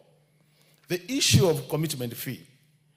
Imagine, Honorable Speaker, up to now, this financial year which we are implementing, we have paid commitment fee amounting to about 770 million from July 1st to date. 770 million. Kenyans, I think we really need to do something. And that's why I agree with you, David Majority Leader. You know, Honorable Mbanda has been one of us many, many years. And we have been on these benches together saying these things. Now he's the man holding the steering wheel, but things are not changing. I really want to urge him that things can change, because if they don't change, Honorable Speaker, we have a problem. Issues of counterpart funding, Honorable Speaker. Why do you get a loan and you don't have your local share of the loan so that you continue paying commitment fee? Just poor financial management. Now, the elephant in the room. This animal called securitization, Honorable Speaker. And I really want to thank Chairman for having picked this. What has happened, Kenyans, is that now the government is able to get some money in advance. And the security is the money we expect to collect. For example, we are collecting fuel levy, 70 shillings per litre, and on the base side, because that money will be flowing always, that money now the government can take some money in advance, lump sum, and then the payment will be coming from that levy on a monthly basis. We have already taken that money, and that's the money we have used to pay about 40% to all the contractors for them to move back to continue the works. It sounds excellent, but I can tell you, as somebody who appreciates these financial issues, that the challenge you have with that, and I can see my time is, the challenge we have with that, honorable members, the challenge we have with that, what happens is you are tying your extra 3 minutes. You are tying your cash flows in advance for repayments. So what happens if by bad luck this house decides to say we are removing the 7 shillings fuel levy next budget? What happens to the repayments? They will be stuck. You will not be able to move. And that's why we are saying this as an area we need to move very cautiously. We need to be very cautious and move to this direction. The other effect is, which is critical, is in 2 years we'll be having elections. And elections are elections. They can go either way.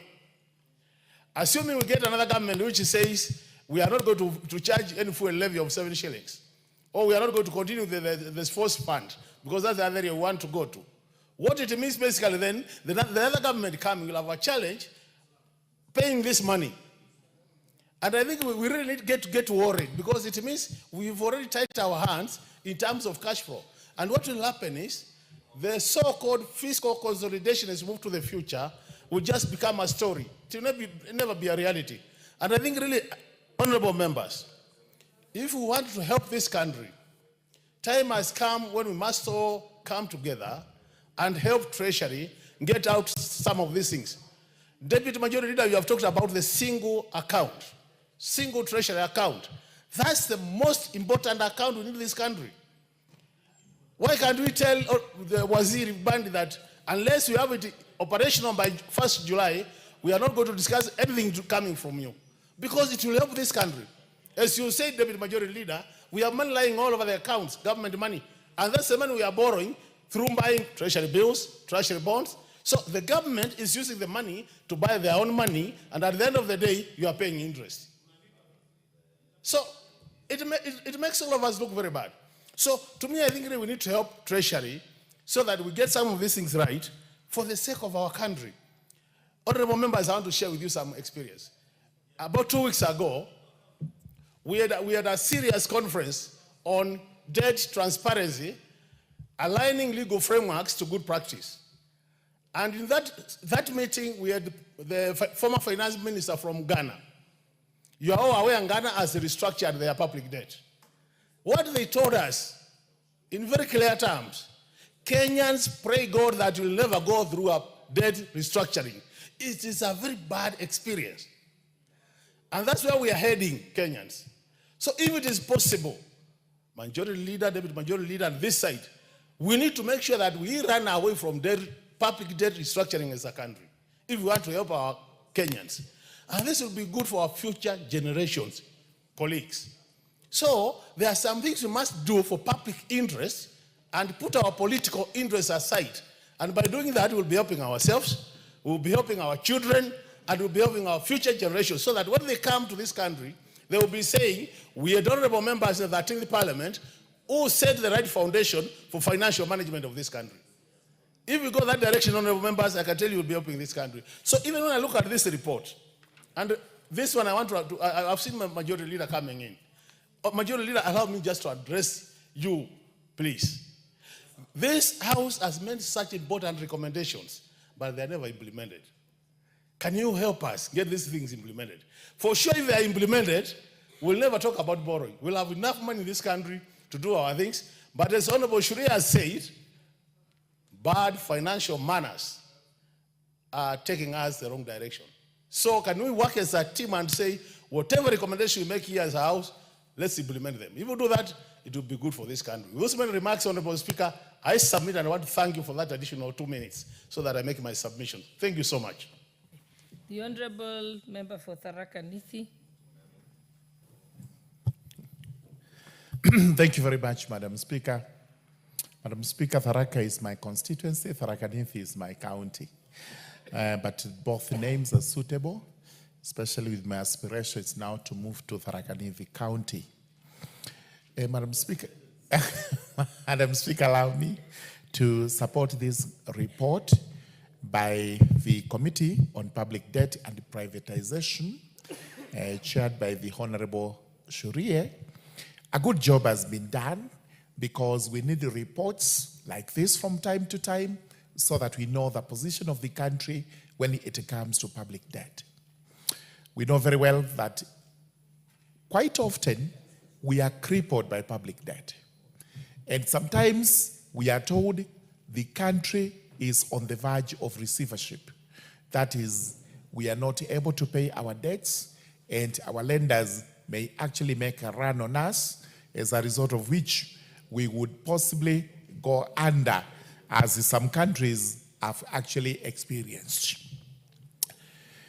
There is reprieve that public debt is now going down, and that burden means that there may be money that we would have used for public debt, which will now realize development.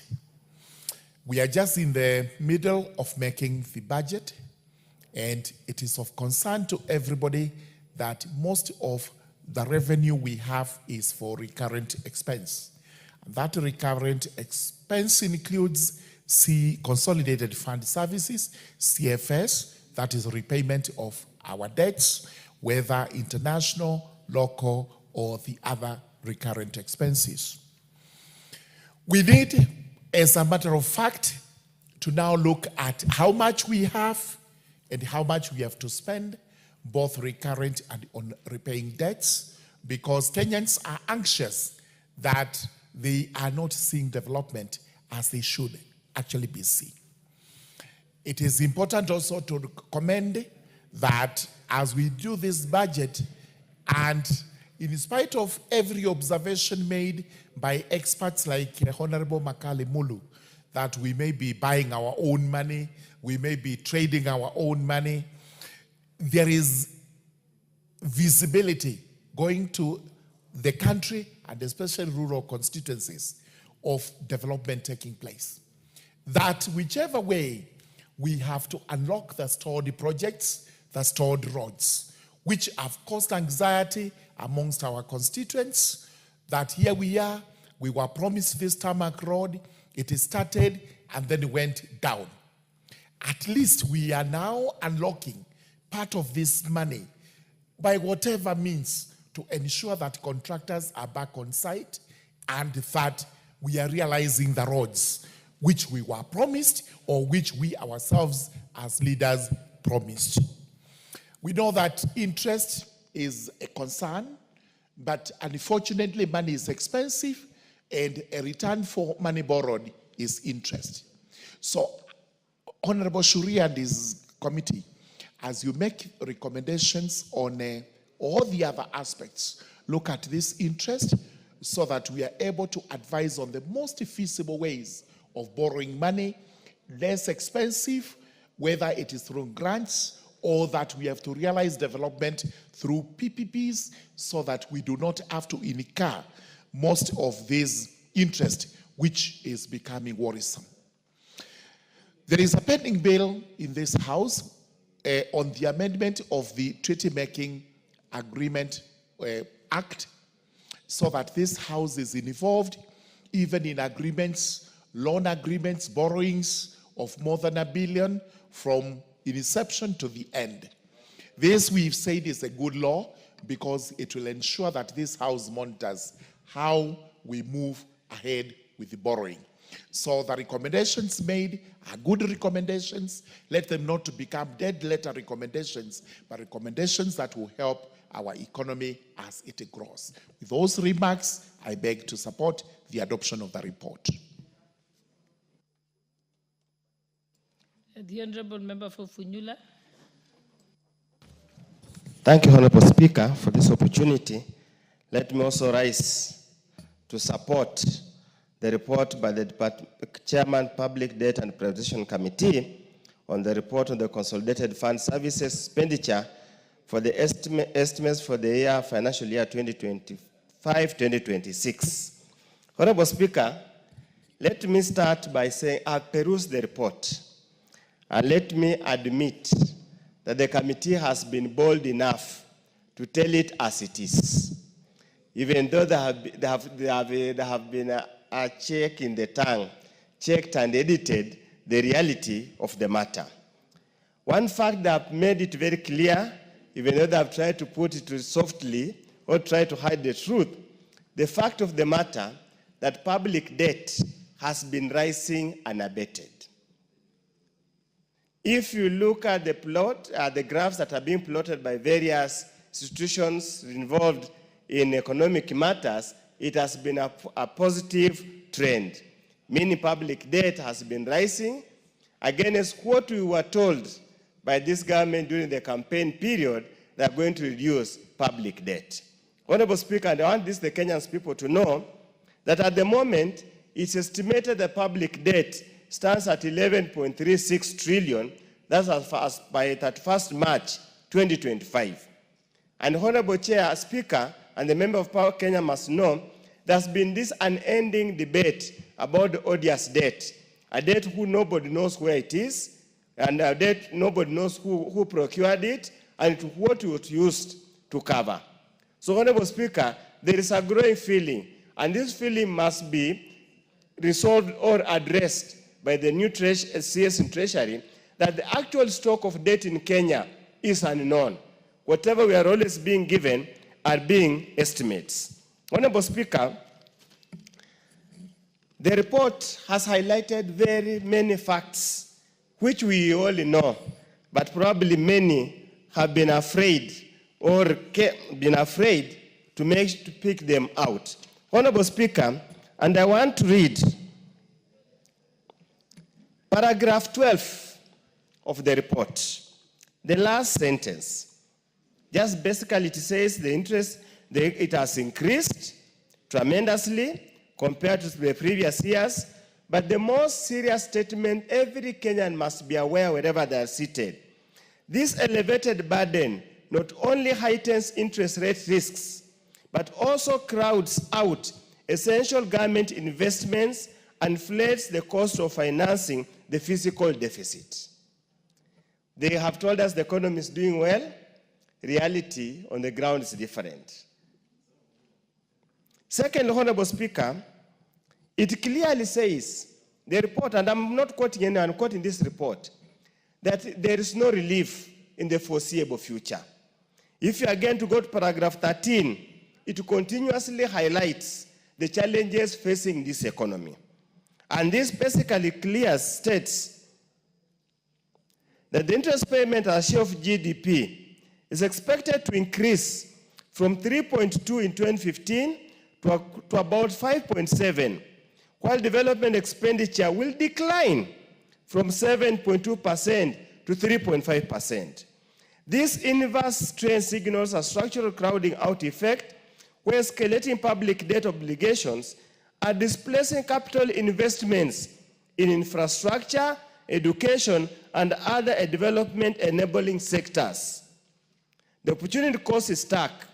Resources that could stimulate economic transformation and improve welfare are increasingly diverted towards debt servicing past borrowing. Honorable Speaker, we can't tell it more than we have done.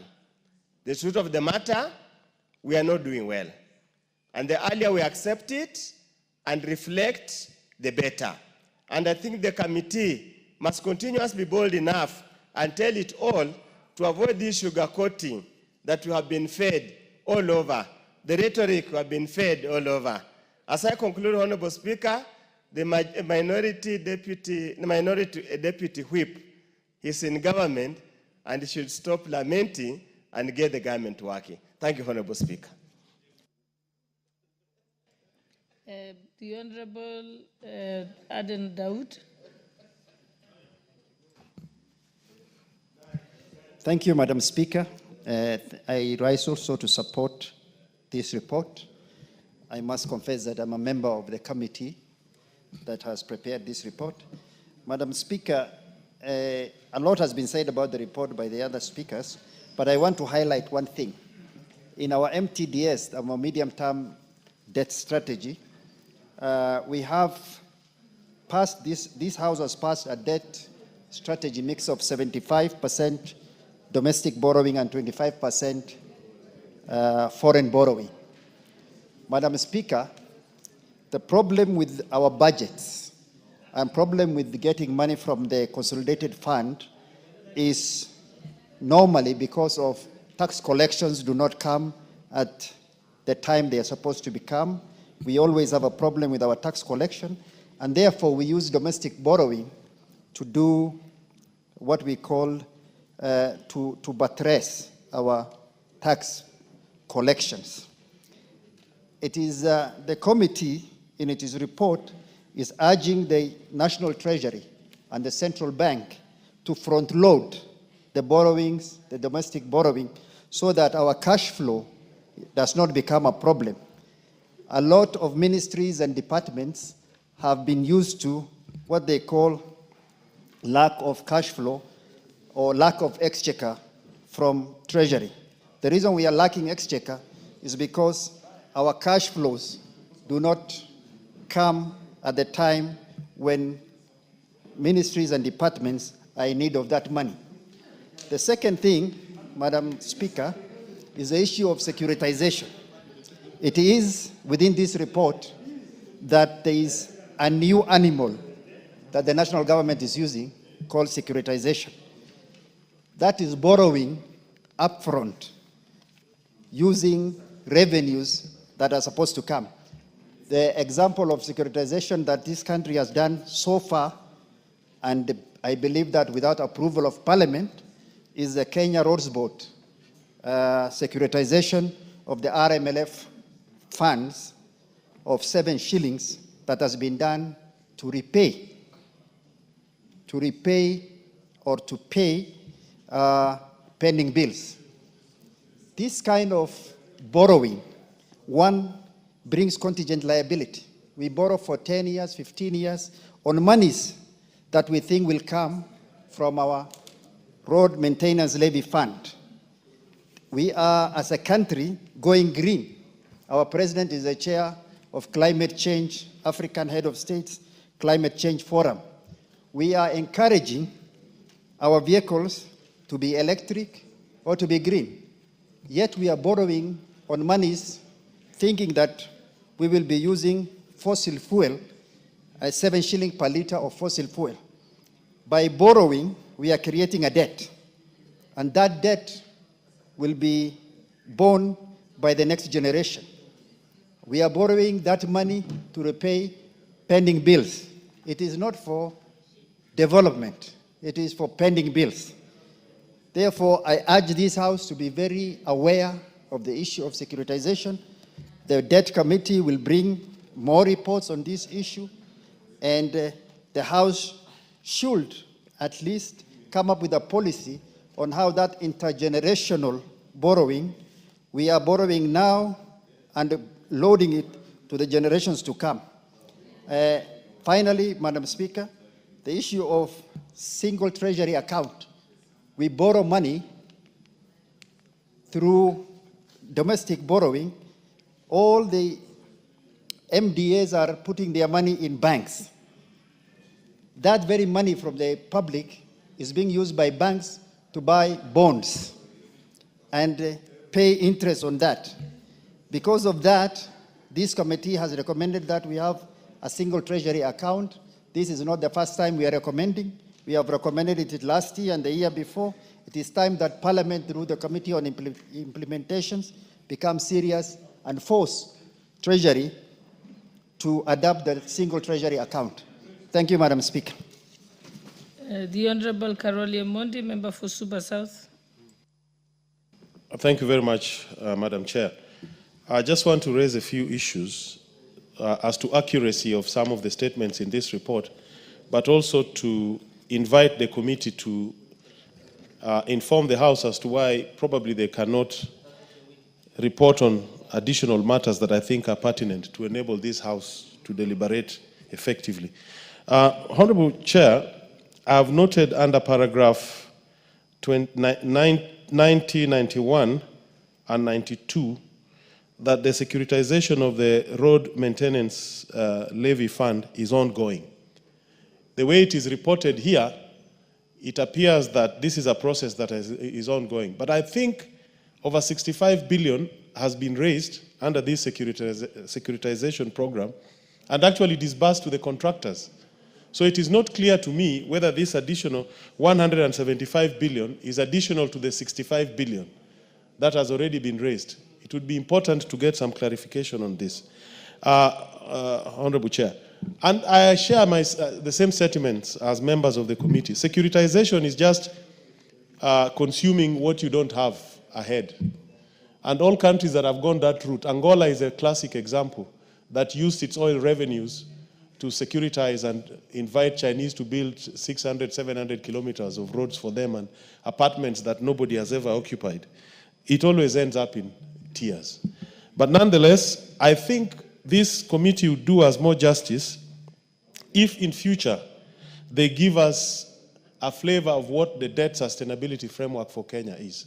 In other words, there's a lot of numbers here and narratives, but we are not seeing a debt stress analysis, a cash flow stress analysis. I think we need to see something like that. That will wake up everybody that we are likely to default in 6 months or in 1 year or in 2 years. As it is today, it is, you can read this and you can tell there's a problem coming, but you can't predict when, because the analytical tool is missing. I am sure we have very competent staff that can give us a debt stress test and cash flow stress test for Kenya, whether we are a going concern or we will soon be bankrupt. And finally, Madam Speaker, on this single national treasury account, I'm aware there's e-citizen, and I would have loved to hear something from the committee as to how the e-citizen framework will interface with the single national account treasury account, because I think there are some connections there. But I'm not seeing that. And finally, on the Kenya Airways issue, where we've inherited private sector debt or a company that is maybe strategic or of national importance, but somehow held by the private sector, there's clear case of conflict of interest here. And probably the committee was shy to talk about it. But I think as Parliament, we need to share this information out. Why is it that it was only Kenya Airways that was guaranteed that amount of money? Why? And what is the committee recommending about it? Thank you very much, Madam Chair.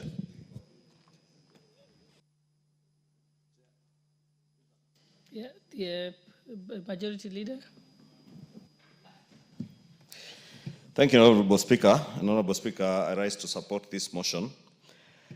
Honorable Speaker, as my good friend Dr. Makali Mulu was saying, if you go through the recommendations of this committee's report, indeed, we will need to do very little if all these recommendations are adopted, or rather, since we are likely to adopt them, if they are implemented by the National Treasury. Honorable Speaker, allow me to pick up from where the member from Homa Bay, the Honorable Karoli Omondi, has stopped on the single treasury account. And I remember, Honorable Speaker, last year, during debate of this same report, we had this recommendation. And I think the danger is that we only put it as a recommendation with no timelines. And I was wishing, how I wish the committee had put specific timelines. But this also points to a problem also with the House Implementation Committee. Because once the House resolves, we cannot be doing things in vain here. And we purpose to have a committee of implementation, not to just hold meetings in rooms up here and wait for allowances, but to hold meetings and follow up on all House resolutions. And I don't think there is any other resolution that is as important as the resolutions we make on finance matters, and especially around the issue of debt. Because, Honorable Speaker, this single treasury account, and I remember about 6 or so years ago, saying in this House, there are bureaucrats in government who will never allow, at their own volition, the implementation of the single treasury account. Because they are minting hundreds of millions by holding money in bank accounts, getting kickbacks from commercial banks. And that is how it is, Honorable Speaker. And I have no fear of contradiction when I say that, because I know. I have been an auditor in this country. I have worked in the financial services sector. I know what happens. And therefore, Honorable Speaker, it is up to the implementation committee of this House to ensure that this particular recommendation on the single treasury account is actualized. And how I wish that even as we move, Honorable Chair, you would insert a small amendment to put a timeline on the implementation of this treasury single account. Give them probably 30 to 45 days. To Honorable Speaker, because like the society we are in, Honorable Speaker, we as a House and as a country, we all live in the same country. Last year, during the State of the Nation address, none other than President William Ruto pronounced himself right in this House and asked the National Treasury that by the first quarter of 2025, everybody must be on e-procurement. We must ask ourselves, are we now towards the tail end of the second quarter, are we on e-procurement in all sectors of government? Because, Honorable Speaker, if there is no follow-through to these pronouncements, if there is no action being taken by those who ought to be taking action, and that is none other than committees of this House that must ensure that whatever is pronounced in this House is implemented, Honorable Speaker, then we will go through the motions every year saying have a single treasury account. The president will pronounce himself on the question of e-procurement, but it will never be done because people are eating heavily from the manual procurement processes that exist, Honorable Speaker. And I've seen, Honorable Speaker, in some of these government parastatals, interestingly, you find a procurement process that is tailored or skewed in a way that it will only go to one contractor or one service provider. PPRA jots down an opinion and attempts to stop that procurement. 2-3 weeks later, the same agency, PPRA, gives a go-ahead for that procurement process, then you wonder why in the first place then do you seek to stop that procurement process? And all these things can only be brought to an end if we go to e-procurement, Honorable Speaker, and that is why we must support what the President pronounced himself on the question of e-procurement, because it has a bearing on our debt levels. The huge amounts of pending bills emanate from procurement processes that take forever. And people procure towards the end of the financial year, like now, incur expenditure, but you don't pay, and they are rolled over to July in the new financial year. They end up accumulating into pending bills, Honorable Speaker. And therefore, we must be the ones to assist the President. We must be the ones to assist, not the President, but the country, because ensuring the implementation of a single treasury account is helping Kenya. Implementation of e-procurement by the National Treasury is helping Kenya. And I hope the Cabinet Secretary and National Treasury and his Principal Secretary are listening. And if they are, because they are coming here tomorrow, I hope to hear in his statement tomorrow an update on where the National Treasury is on implementation of e-procurement across all sectors in government, Honorable Speaker, including the National Assembly and Parliament as an institution. Because, Honorable Speaker, you also chair the Parliamentary Service Commission, and it is also an arm of government. Honorable Speaker, moving on to some of the other recommendations on the opportunity cost that is arising from interest being waived, and especially for the case example that were given, or rather I have seen in the report of Kenya Airways, that government borrows money from T-bills at a rate of 9 or 10%, then you lend the same money to KQ at 3% or 5%. Why? Why can't Kenya Airways go and borrow from the market at 10%? Because you're basically subsidizing a private company as much as government as a shareholder in that company. And therefore, we must be careful that if we are borrowing money to on-lend to another government agency or a government parastatal, then it must be lent to that parastatal at an equivalent interest or probably at a small premium. Kenya Airways, if they couldn't get a commercial loan at 15%, why can't they pay that loan if we borrowed at 9%, at 10 or 11% or 12%, like in Asako? And it will still be at a discount compared to the commercial loans that they would otherwise have gotten, Honorable Speaker, because this is where we lose money. And as the chair and the vice chair, Honorable Makali, were saying, or rather the immediate former vice chair and a diligent member of this committee, Honorable Makali, were saying, we continue to lose money that way. Two, Honorable Speaker, is a question of commitment fees that we are paying for loans. And again, the committee has rightly noticed, I noticed in the observations, that, Honorable Speaker, this is emanating largely from loans that we have committed to, but we do not allocate or give adequate money, appropriate adequate money to pay the counterpart financing or the financing that ought to come from the government of Kenya. And it's in all sectors, especially the water sector. I have seen many, many projects in the water sector, in the energy sector, and a few in the road sector where you need counterpart funding. And because money during budget making process is not appropriated, adequate money to pay for the counterpart funding, then you end up not having these loans disbursed. You have paid commitment fees. At times you have even paid insurance against those loans. And that is money lost because you are not deriving what you ought to have derived from the money you ought to borrow, Honorable Speaker.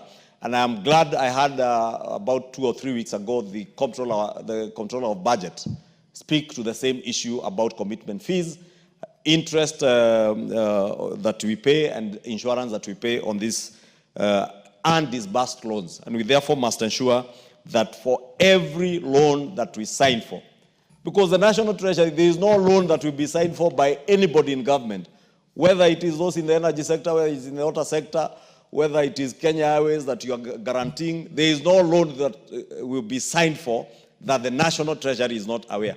And if one hand in the National Treasury is the one signing for these loans, and the other hand is the one preparing the budget estimates what is so difficult to ensure that you have provided adequate resources to pay for the counterpart funding and commitment fees so that we don't continue incurring costs. And therefore, that's why I want to agree with Honorable Makali and the committee that if we implement all the recommendations of this committee, and now that I see Honorable Makali just walked back in, I was saying, Honorable Makali, if there is somebody who has let us down as a house and as a country, is our own implementation committee, the Committee on Implementation.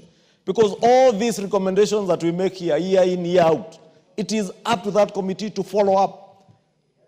I would wait for the day I see the Cabinet Secretary, National Treasury, the Director General in charge of public debt, the Principal Secretary in the National Treasury, before the implementation committee telling the country why it is taking them so long to have a single treasury account, while government continues to borrow its own money, because government largely is borrowing its own money. If you look at the money being held by, for instance, the Kenya Roads Board in commercial banks, you'll be shocked. Even road agencies that owe billions to contractors, you will find them holding money in bank accounts. Look at the bank accounts of the National Lands Commission, Honorable Speaker. You'll be shocked. Money lying there, idle money that is being used by the commercial banks where they have banked to trade and trade with government, lend it back to government, government pays at an interest. And Honorable Speaker, if that is not insider trading, I don't know whether it's insider trading or whatever it is, Honorable Speaker, but we are saying we are guilty as charged, very guilty, because these are simple things that should take a very short time to implement, and I must challenge our implementation committee to ensure that the National Treasury and all other agencies that are charged with implementing many of these recommendations in this report and other previous reports are implemented fully, so that we realize the gains that we ought to realize and save on our public debt spending. Honorable Speaker, if you read through this report, you see between 2015, 2016 to now 2025, 2026, the committee is telling us that the public debt interest payments as a share of our GDP has grown from 3.2% in 2015-2016 to a projected 5.7% in 2025-2026. Very huge leap, almost doubling, because is just 0.7% to be double what it was about 10 years ago, Honorable Speaker. Consequently, as that number goes up, the development expenditure has also been going down from a high of 7.2% in 2015-2016 to 3.5% in 2025-2026. A country that is spending 3.5% on development expenditure, Honorable Speaker, as a share of GDP, cannot grow at the rate that we want our country to grow. We must devote more money to development expenditure. And, Honorable Speaker, I noticed that as much as the committee speaks about other sources of financing, off-balance sheet sources of financing, Honorable Speaker, we must commend at least this administration. For the first time, a number of the huge infrastructure projects are happening from the fund, the housing fund, like the housing that is going on, that is helping to spur economic growth in the country. But you can imagine what would happen if we had that level of investment going in the construction of roads, construction of dams and water ponds across the country to ensure that people have adequate water, there is enough water storage capacity in the country to cater for our use during the dry season, Honorable Speaker. It would spur very good economic growth in the country and therefore reduce on the amounts that we have to borrow, Honorable Speaker. Lastly, Honorable Speaker, is on resource mobilization. And I know this is usually a very uncomfortable debate to engage with anybody. Right from Caesar's time in the Bible, when Jesus said, give unto Caesar what belongs to Caesar, and give unto God what belongs to God. We are coming to that season, Honorable Speaker, when we must, and I look forward to hearing from the Cabinet Secretary tomorrow on the revenue-raising measures, But as we speak about debt levels, we must bear in mind that as also we passed the expenditure estimates this morning, we must bear in mind that that goes hand in hand with the level of resources that we are able to mobilize locally from our own taxes. Because unless and until we are able to mobilize adequate resources to cater for our expenditure, then we will continue to expand on our fiscal deficit, and that expansion of the fiscal deficit ends up with a lot of public debt borrowing or increased borrowing from our public coffers, or rather to finance our public expenditure. And therefore, Honorable Speaker, in the interest of time, allow me to end there, but close by again appealing to the chair of to ensure that they have ensured that all these recommendations in this committee's report are implemented fully. And particularly, Honorable Speaker, I have a very keen interest on that single treasury account and, of course, other issues that I have mentioned, especially around e-procurement to save on government expenditure. Thank you, Honorable Speaker.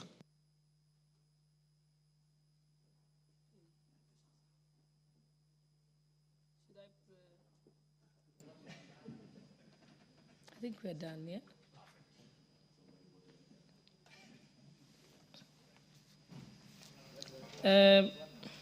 The Honorable Kainan. Do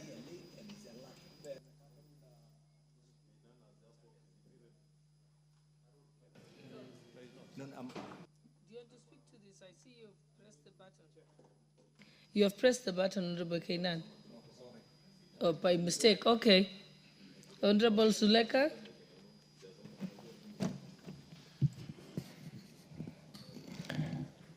Thank you, Honorable Speaker, for this opportunity to contribute to this debate.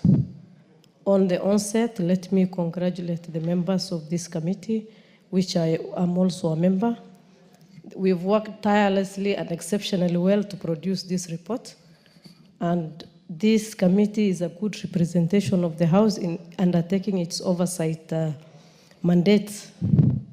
Honorable Speaker, even though the public debt service is projected at 1.9 trillion in the financial year 2025-2026, this will be the lowest debt service level over the medium term.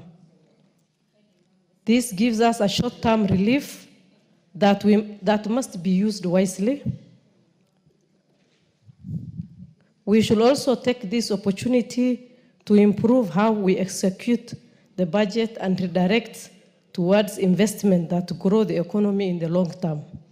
Honorable Speaker, we've also seen a steady rise in non-discretionary spending, especially on debt service and pensions. This puts a lot of pressure on the cash flow. To ensure the budget runs smoothly, we must also improve on our cash forecasting systems and coordinate better between dates and cash management teams.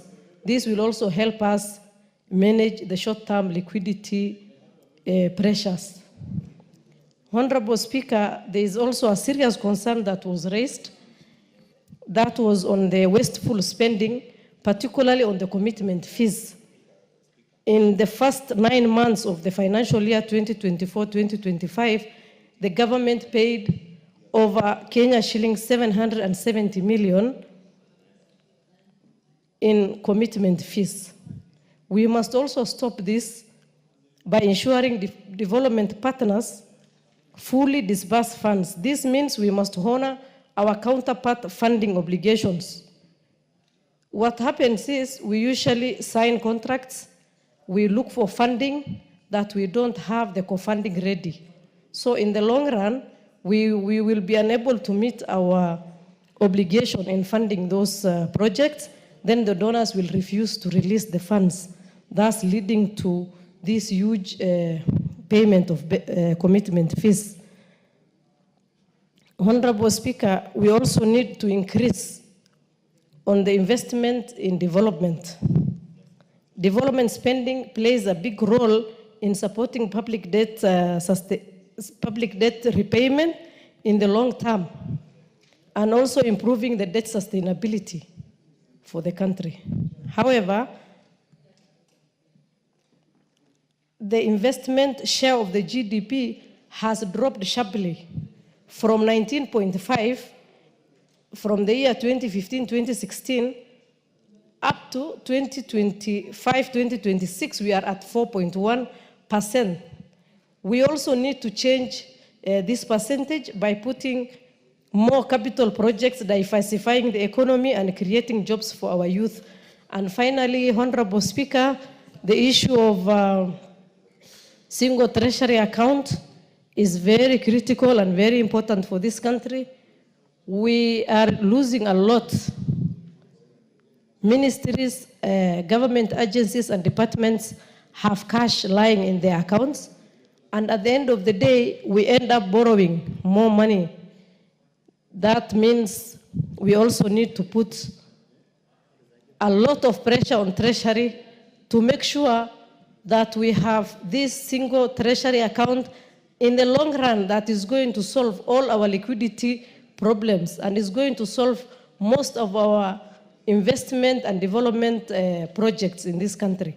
Thank you, Madam Speaker.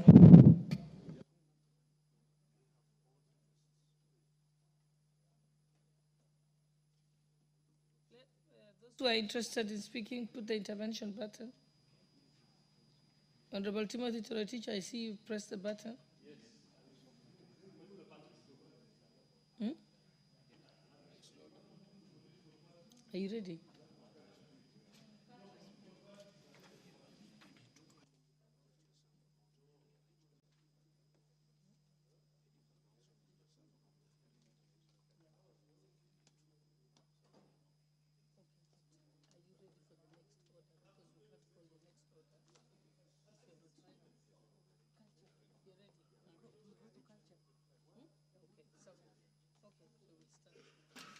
So, honorable members, with your permission, we are going to rearrange it as rearrange the order paper as follows. We are just done with order number 10, which we shall put the question at a later time. We shall now move to order number 15, which we have now renamed as order number 11. And so I'd like that order called out. And then after that, we shall move to order number 12. What was number 12 will remain as number 12. And then we shall move to what is number 16 becomes order number 13. And thereafter, what is order number 11 will become order number 14. So now you can call the next order. Committee of the Whole.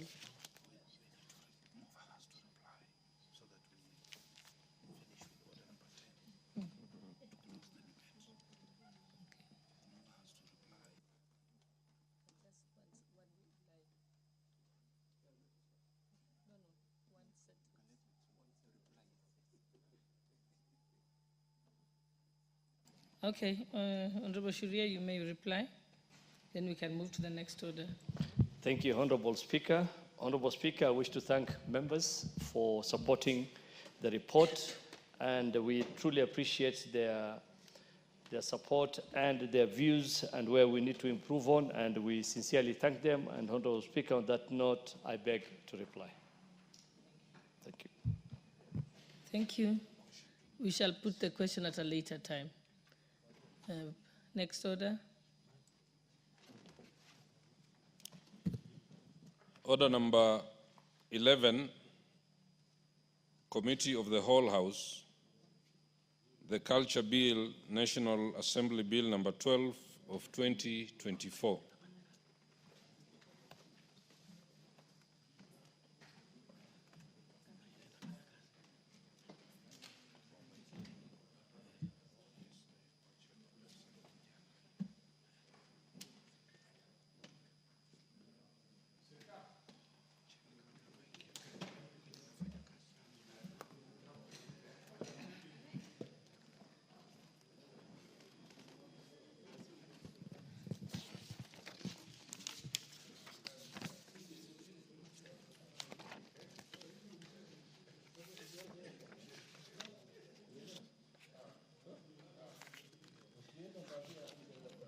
chair's votes.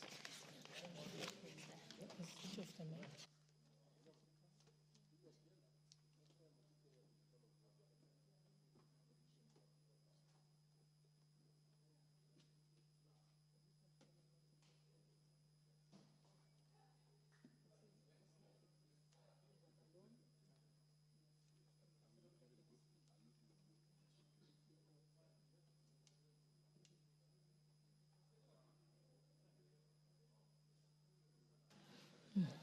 Honorable members, we are now in the Committee of the Whole when the Culture Bill, National Assembly Bill number 12 of 2024.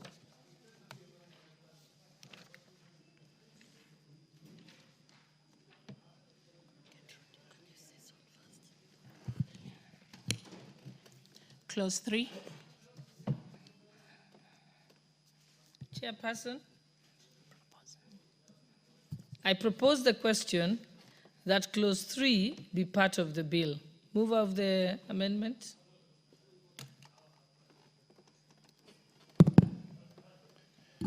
Thank you, Chair. I beg to move that clause 3 of the bill be amended as it appears in the order paper. That clause 3 of the bill be amended in paragraph B by deleting the words "and cultural expression" and substituting, therefore, the words culture, culture heritage, and culture property. Honorable members, I propose that clause 3 be amended as proposed. Honorable members, I now put the question that clause 3 be amended as proposed. Will as many as of that opinion say aye? Aye. Will as many as of the contrary opinion say nay? The ayes have it. And I now put the question that clause 3 as amended be part of the bill. Will as many as of that opinion say aye? Aye. Will as many as of the contrary opinion say nay? The ayes have it. Clause 4. Honorable members, I propose the question that clause 4 be part of the bill. Mover? Just leave it here, then both of us can use it. I beg to move that clause 4 of the bill be amended as it appears in the order paper.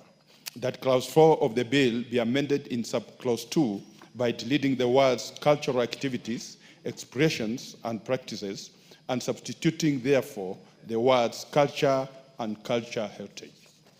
Honorable members, I propose the question that clause 4 be amended as proposed. I now put the question that clause 4 be amended as proposed. Will as many as of that opinion say aye? Aye. Will as many as of the contrary opinion say nay? The ayes have it. I now put the question that clause 4 as amended be part of the bill. Will as many as of that opinion say aye? Aye. Will as many as of the contrary opinion say nay? The ayes have it. Clause 5. I propose the question that clause 5 be part of the bill. Mover? I beg to move that clause 5 of the bill be amended as it appears in the order paper. That clause 5 of the bill be amended. A, in subclause 1, by deleting the word expressions appearing in paragraph B and substituting, therefore, the word property. 2, by inserting the following new paragraphs immediately after paragraph G. GA, in consultation with institutions specializing in statistics, collecting, processing, and maintaining national statistics data on cultural heritage. GB, developing mechanisms for restitution and repatriation of illegally acquired cultural property. GC, establishment of linkages with institutions undertaking research on Kenya's cultures and cultural heritage. GD, establishment of National Cultural Center for promotion of cultural participation and fostering of creativity.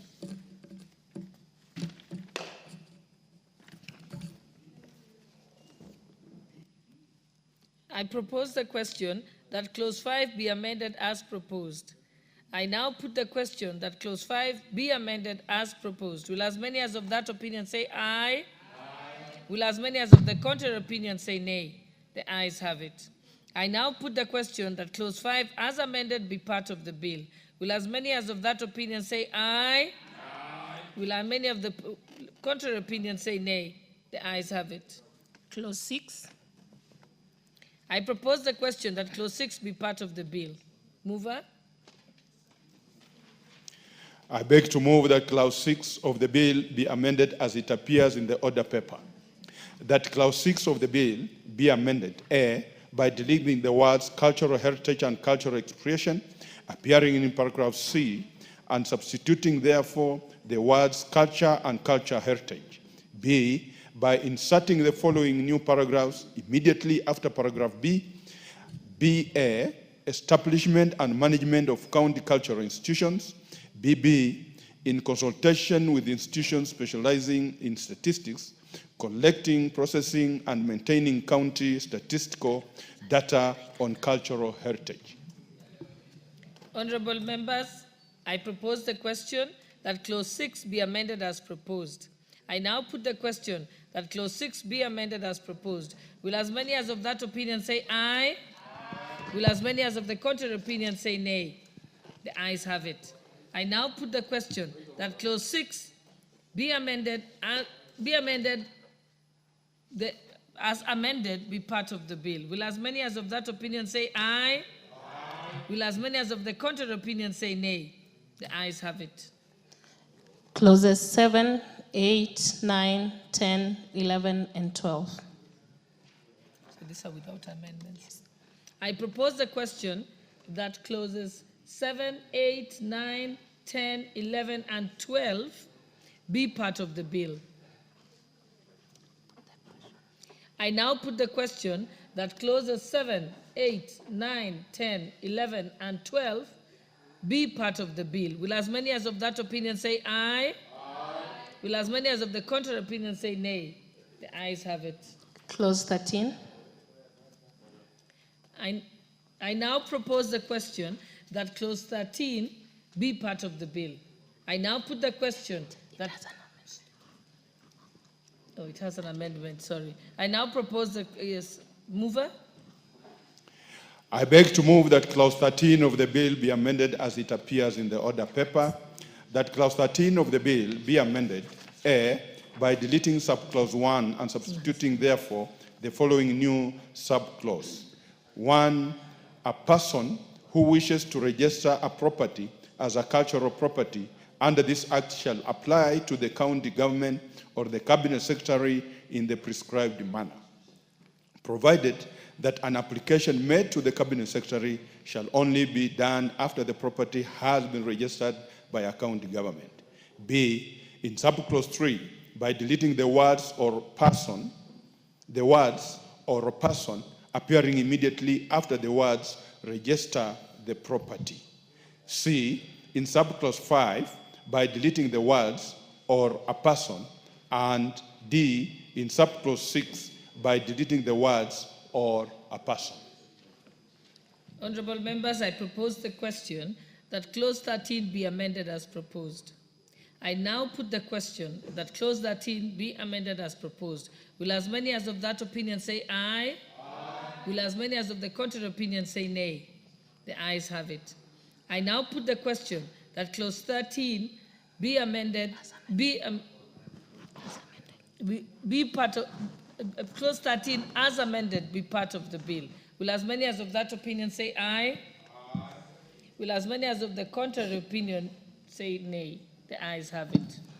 Clauses 14, 15, and 16.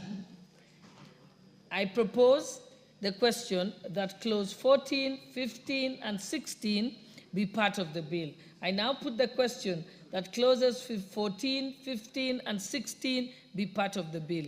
Will as many as of that opinion say aye? Aye. Will as many as of the contrary opinion say nay? The ayes have it. Clause 17. I propose the question that clause 17 be part of the bill. Mover? I beg to move that clause 17 of the bill be amended as it appears in the order paper. That clause 17 of the bill be amended, A, in the marginal note by deleting the words cultural expressions and substituting, therefore, the words culture, culture heritage, and culture property. And B, by deleting the words cultural expressions as national expressions and substituting, therefore, the words culture, culture heritage, and culture property. Honorable members, I propose the question that clause 17 be amended as proposed. I now put the question that clause 17 be amended as proposed. Will as many as of that opinion say aye? Aye. Will as many as of the contrary opinion say nay? The ayes have it. And I now put the question that clause 17 as amended be part of the bill. Will as many as of that opinion say aye? Aye. Will as many as of the contrary opinion say nay? The ayes have it. Clause 18. I propose the question that clause 18 be part of the bill. Mover? I beg to move that clause 18 of the bill be amended as it appears in the order paper, that clause 18 of the bill be amended A, in the marginal note by deleting the words cultural heritage and expressions and substituting therefore the words culture, heritage, cultural heritage, and cultural property. B, in the subclause 2 by deleting the words cultural heritage and expressions and substituting therefore the words culture, cultural heritage, and cultural property. And C, in subclause 4 by inserting the word it, by inserting the word it immediately after the words where there is or might be a cultural heritage if. I propose the question that clause 18 be amended as proposed. I now put the question that clause 18 be amended as proposed. Will as many as of that opinion say aye? Aye. Will as many as of the contrary opinion say nay? The ayes have it. And I now therefore put the question that clause 18 as amended be part of the bill. Will as many as of that opinion say aye? Aye. Will as many as of the contrary opinion say nay? The ayes have it. Clause 19. I propose the question that clause 19 be part of the bill. I now put the question that clause 19 be part of the bill. Will as many as of that opinion say aye? Aye. Will as many as of the contrary opinion say nay? The ayes have it. Clause 20. I now propose the question that clause 20 be part of the bill. Mover? I beg to move that clause 20 of the bill be amended as it appears in the order paper, that clause 20 of the bill be amended A, in subclause 1, I, by deleting the words a cultural expression appearing in paragraph F and substituting therefore the words cultural property. 2, by deleting paragraph H and substituting therefore the following new paragraph. H, conducts an activity or development at a cultural property or cultural heritage site without the requisite permit or license. 3, by deleting the words cultural expression appearing in paragraph I and substituting therefore the words cultural property. B, by deleting subclause 2 and substituting therefore the following new subclause. 2, a person who commits an offense under this section shall be liable on conviction to a fine not exceeding 1 million shillings or to imprisonment for a term not exceeding 5 years or to both.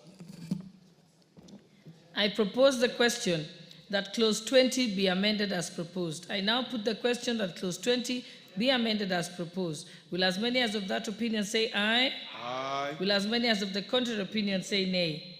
The ayes have it. I now put the question that clause 20 as amended be part of the bill. Will as many as of that opinion say aye? Aye. Will as many as of the contrary opinion say nay? The ayes have it. Clause 21. I propose the question that clause 21 be part of the bill. I now put the question that clause 21 be part of the bill. Will as many as of that opinion say aye? Aye. Will as many of the contrary opinion say nay? The ayes have it. Clause 22. I propose the question that clause 22 be part of the bill. Mover? I beg to move that clause 22 of the bill be amended as it appears in the order paper, that clause 22 of the bill be amended by deleting the word 10 and substituting therefore the word 2. I propose the question that clause 22 be amended as proposed. I now put the question that clause 22 be amended as proposed. Will as many as of that opinion say aye? Aye. Will as many as of the contrary opinion say nay? The ayes have it. I now put the question that clause 22 as amended be part of the bill. Will as many as of that opinion say aye? Aye. Will as many as of the contrary opinion say nay? The ayes have it. Clause 23. I propose the question that clause 23 be part of the bill. I now put the question that clause 23 be part of the bill. Will as many as of that opinion say aye? Aye. Will as many as of the contrary opinion say nay? The ayes have it. Clause 24.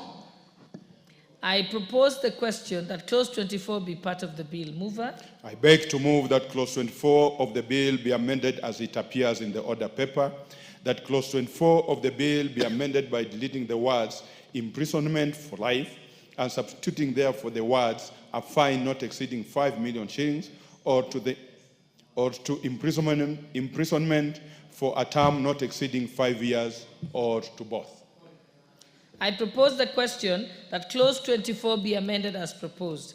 I now put the question that clause 24 be amended as proposed. Will as many as of that opinion say aye? Aye. Will as many as of the contrary opinion say nay?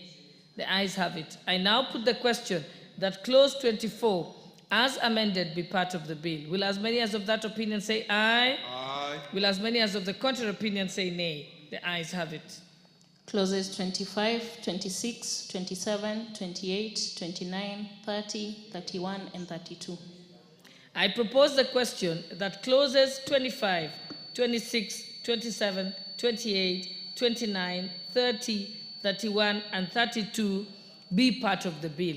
I now put the question that clauses 25, 26, 27, 28, 29, 30, 31, and 32 be part of the bill. Will as many as of that opinion say aye? Aye. Will as many as of the contrary opinion say nay? The ayes have it. Clause 33. I now propose the question that clause 33 be part of the bill. Mover? I beg to move that clause 33 of the bill be amended as it appears in the order paper. That clause 33 of the bill be amended in subclause 2 by deleting paragraph G and substituting therefore the following new paragraph. G, prescribing the manner of interlinkage with research institutions in regard to research relating to culture. I propose the question that clause 33 be amended as proposed. I now put the question that clause 33 be amended as proposed. Will as many as of that opinion say aye? Aye. Will as many as of the contrary opinion say nay? The ayes have it. I now put the question that clause 33 as amended be part of the bill. Will as many as of that opinion say aye? Aye. Will as many as of the contrary opinion say nay? The ayes have it. Schedule.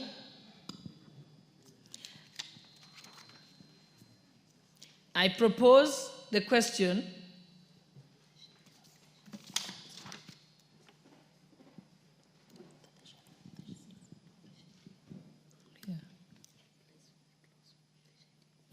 I propose the question that the schedule be part of the bill.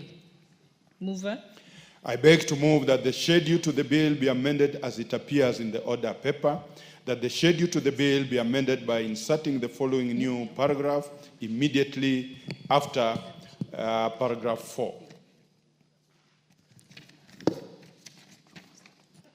I propose the question that the schedule be amended as proposed.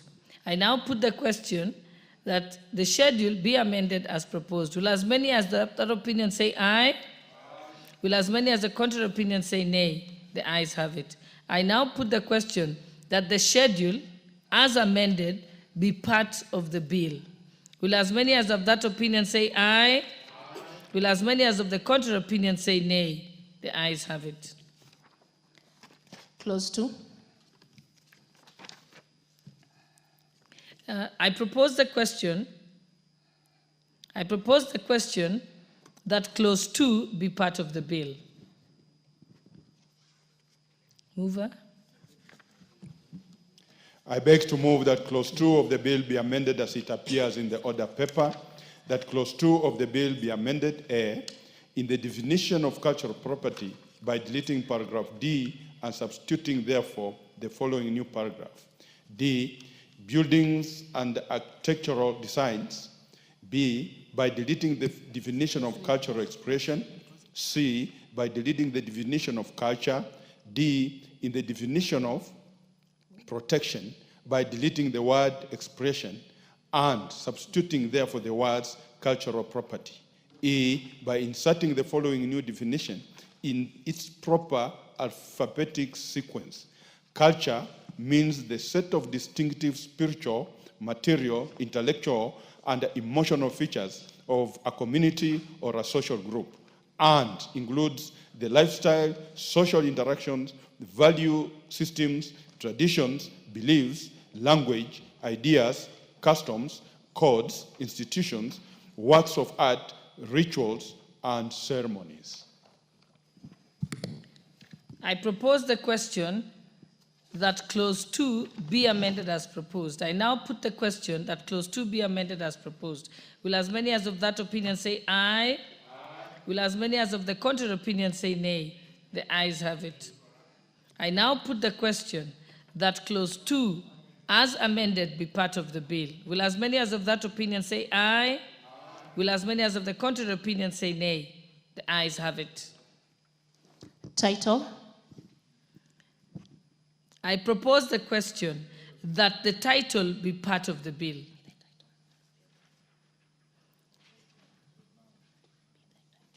I now propose let me take that again. I propose the question that the title be the title of the bill. I now put the question that the title be the title. Will as many as of that opinion say aye? Aye. Will as many as of the contrary opinion say nay? The ayes have it. Clause 1. I now propose the question that clause 1 be part of the bill. I now put the question that clause 1 be part of the bill. Will as many as of that opinion say aye? Aye. Will as many as of the contrary opinion say nay? The ayes have it.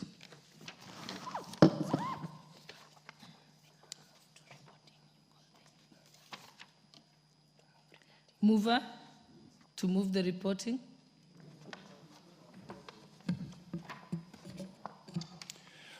Honorable Chairperson, I beg to move that the committee to report to the House its considerations of the Culture Bill, National Assembly Bill number 12 of 2024, and its approval therefore with amendments. I now put the question, which is that the committee do report to the House its consideration of the Culture Bill, National Assembly Bill number 12 of 2024, and its approval thereof with amendments.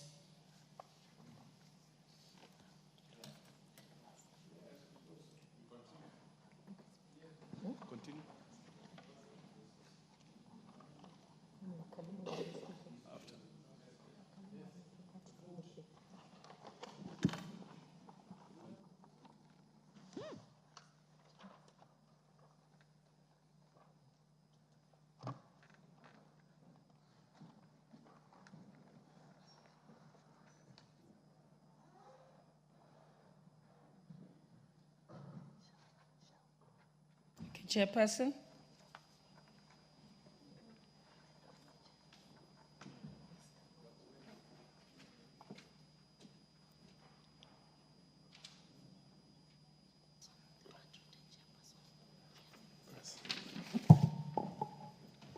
Honorable Speaker, I beg to report that the committee of the House, whole House, has considered the Culture Bill, National Assembly Bill number 12 of 2024, and approved the same with amendments.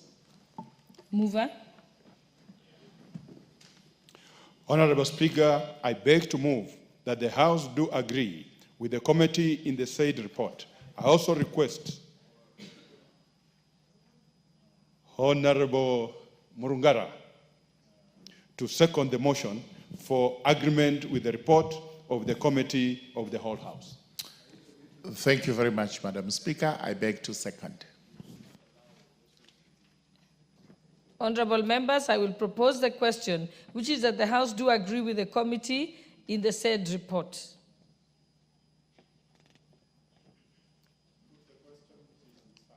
I will put the question.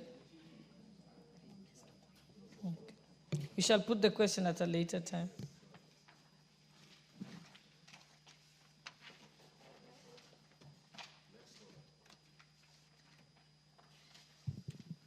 Next order.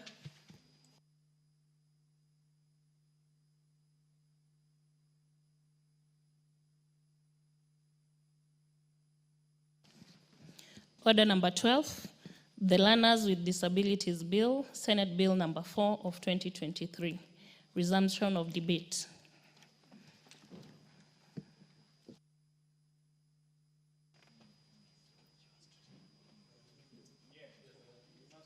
Who was the last person?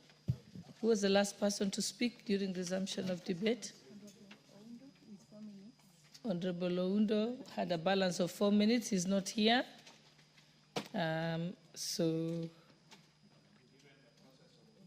Okay, so we shall just move to Honorable Mishimboko.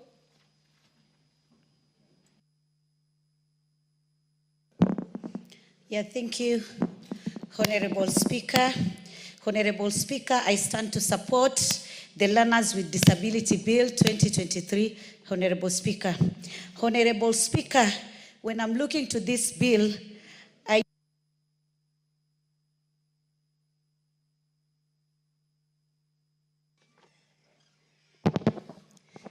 Thank you, Honorable Speaker. Let me start.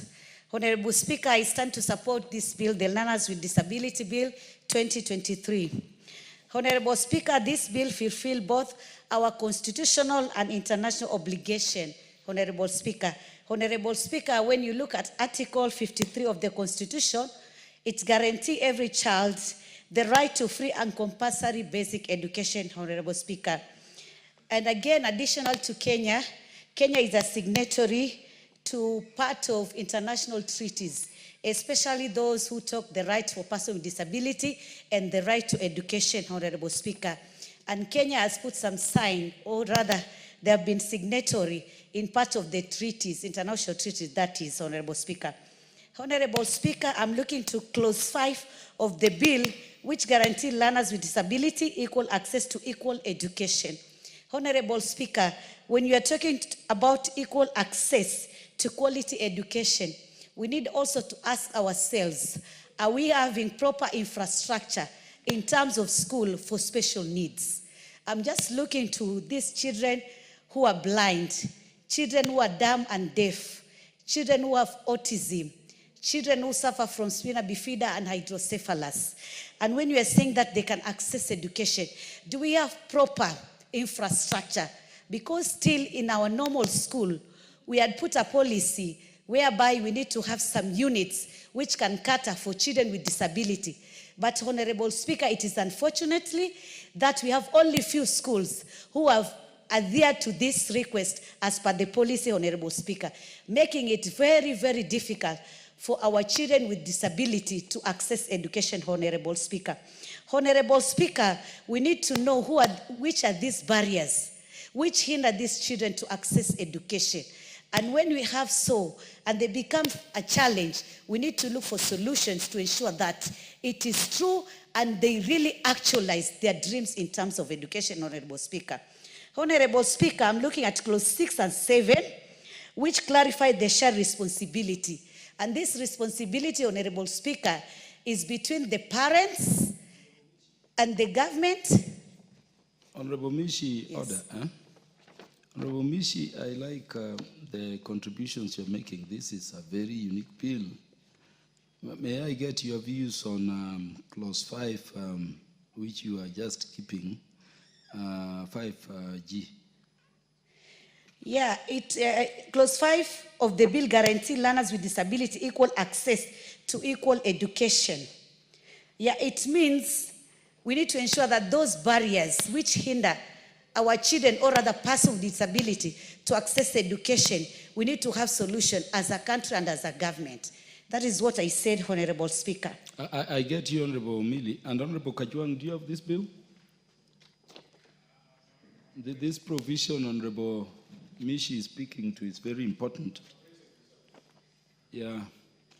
There is clause 5G, you could look at it.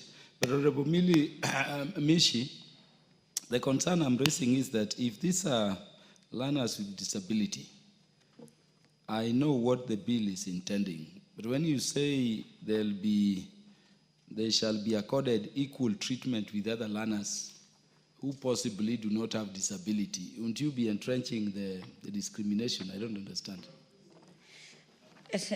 Maybe you didn't get my point. Yeah, because when you say that, they need to have equal access to quality education. Equal access to quality education. For them even to have that quality education, they need also to have proper infrastructure.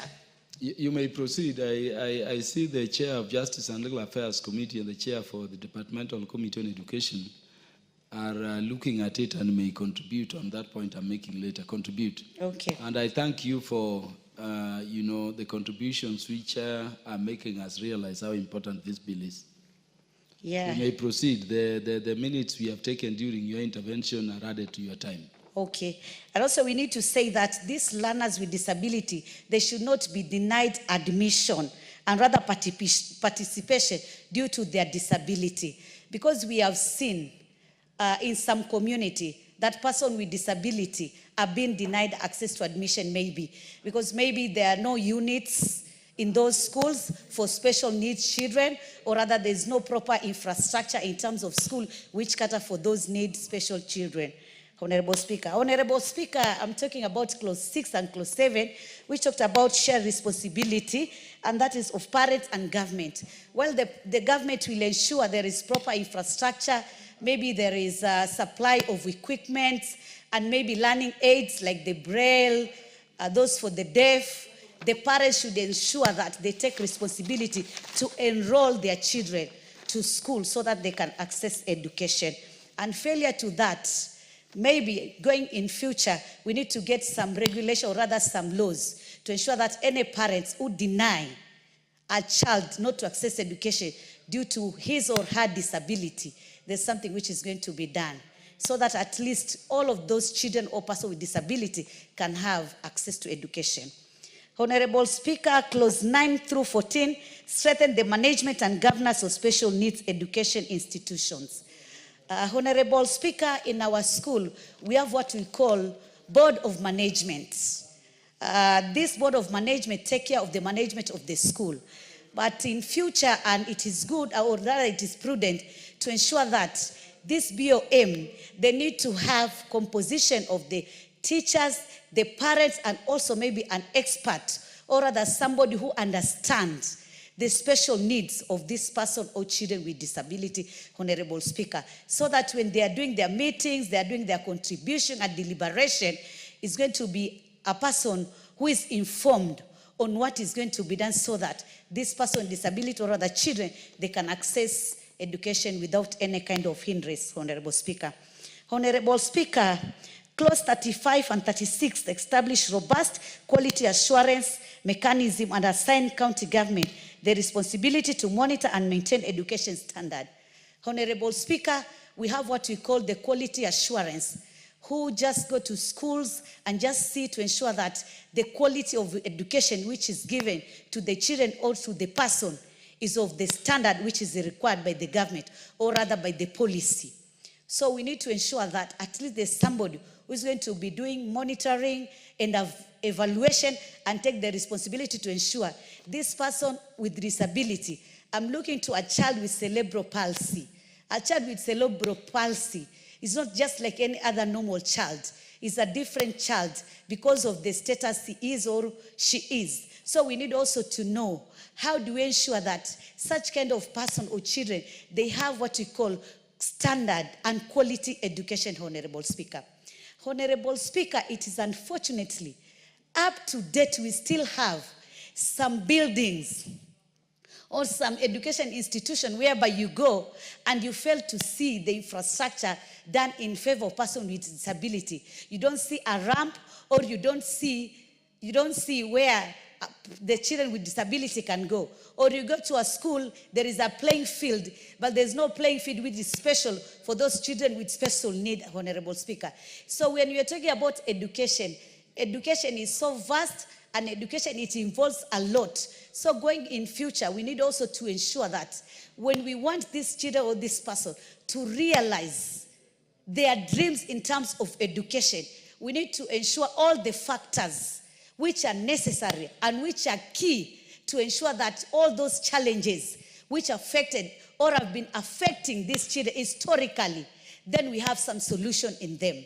And going forward, even when we are doing our budgeting, we need also to ensure that what are we putting? Where do we add? Like now, I've seen that in terms of social protection, we have added some money for transfer for those persons with disability, for the orphans and other vulnerable groups. So, Honorable Speaker, I think as a way forward, we need to know as a country that we are really putting some priority in those areas which will ensure that the persons or children with disability can access education without any kind of discrimination, without being isolated, or without being hindered or rather denied admission to schools or rather to universities and other training colleges.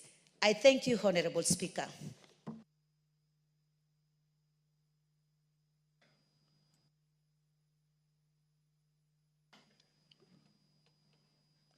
What's wrong with this thing? Yes. Thank you very much, Mr. Speaker. Mr. Speaker, I rise to support this very important bill that has emanated from the Senate. And I must commend the Senate.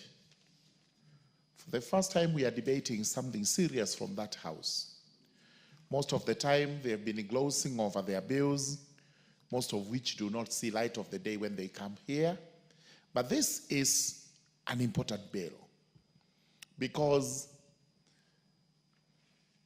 children living with disabilities and also other human beings, even adults living with disabilities, sometimes they are taken to be a curse to the society. And most of the African societies, especially pre-colonial, were not treating these people with any dignity at all. They thought it was a curse, so the easier thing to do was to cast them out and possibly end their lives. We have moved from that today to embracing these people who are differently enabled. It's not that they got a disability per se, it's the enabling that is different. Because if we looked at all human beings, most of them have a disability of one type or the other. It's only that some are not pronounced, some are not visible, and some of them we do not want to talk about, but they are disabilities. I always look upon Honorable Sankok, David Sankok. He is a member of YALA, who is a person who has lived with a disability since he was a young boy. He took it with a stride, and he has made every possible good thing out of it because he's taken it as an advantage and not a disadvantage. Because differently, people enabled differently have disadvantages which they can exploit to make their lives better. Therefore, today, as we debate how we should educate our children with disabilities, we must look upon this with our two eyes and consider it very important that these children do get an education as equal as any other child whom we treat as a normal child. The bill is very important. If you allow me kindly to gloss over it quickly, and especially we start with a clause 5. After guiding principles, the objects are in clause 3, which objects are good enough. Clause 4 is on guiding principles, and clause 5 is, or starts part 2, which has the rights and responsibilities regarding learners with disabilities. And after going through A to F, we have G, where the Honorable Speaker has just posed a question as to what exactly we mean that these learners have to be given equal treatment with other learners. What we are saying is treatment here does not apply to facilities, benefits, and whatever else. It is how you approach the learner so that the learner does not feel he is less, he or she is less. The learner feels, I am complete in spite of the fact that I do not have some parts of the body, or some parts of the body are weakened. They are not useful in the circumstances of that instance occasion. What this means is that if the children have to go for PE, you do not tell those who are disabled to sit down and watch those who are normal playing. It should be open to all of them to play, whichever way, in a manner that is satisfying. Even if it means running, we should be able to assist these learners to be running in their own capabilities. So we should not be seen to try and say, you can do this, you cannot do that. And this is what it says. We have equal treatment with the other learners. They do not feel they are lesser human beings, or that those who are normal are proper persons when these other ones are abnormal persons. Responsibilities are given. What is the responsibility of the parent? From there, we move to the responsibility of the national government, then the responsibility of the county governments. The national governments have tried, because even as we debate today, we have special schools for these people. However, they are not particularly well run. They are not particularly well furnished. They are not particularly adored for this particular learning. The net effect is that we have to put a lot more resources, and we have to make these schools able to accommodate these special learners. The county governments, as usual, have not played their role. And we keep on complaining day in, day out that we give county governments resources. Instead of using those resources for the proper use, we have bloated employment in the counties. Then we have absolutely wanton stealing that goes on of public resources by the county governments, with the governors who do not want to be held accountable.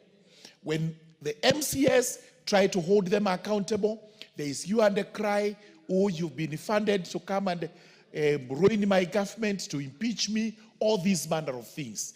The county governments under the governors must rise to the occasion and also play a part in ensuring that our special learners are actually accommodated in ECDE just like the other children. Then from there we have clauses which is on part 3, registration and management of special needs education institutions. These are the special schools we have today. We are trying to make it legal so that we make a provision, we make a framework for our special schools to be properly registered, to be properly run and administered by people who are qualified to do these particular works. Then from there, we have part 4, which deals with the identification and the assessment of children with disabilities. Because we may not actually know this, some of the elements of disabilities may not be known to us, and it's only experts who can do so. But it grieves us a lot when you come to the fact that some of the children with disabilities are not let out in the open. Again, I said this is a primitive African cultural practice where we hide them in cow sheds or in our own dark rooms or in our own pens, which we've set aside for them, in a manner that is derogatory. Therefore, it's now mandatory that when you have a child with a disability, then the County Education Board has to do the assessment and eventually enroll that child into a facility suitable for the child to acquire some education. Part 6 is on development of those facilities. I've just made a reference to the fact that these schools are not particularly well equipped, are not well developed, and now we are going to have a framework, legal framework, requiring the Cabinet Secretary to ensure that these schools are on an equal footing with the other ordinary schools. Once we do this, then we are able to ensure that our children who are differently abled acquire the best of the education just like any other children. Pointedly, which is very important, is that we have seen people who live with disabilities and who get a quality education working very well for this country, and those are the people we should be emulating when the time comes for us to deal with the education of this particular group of persons. So with those remarks, Mr. Speaker, sir, I beg to support. Thank you.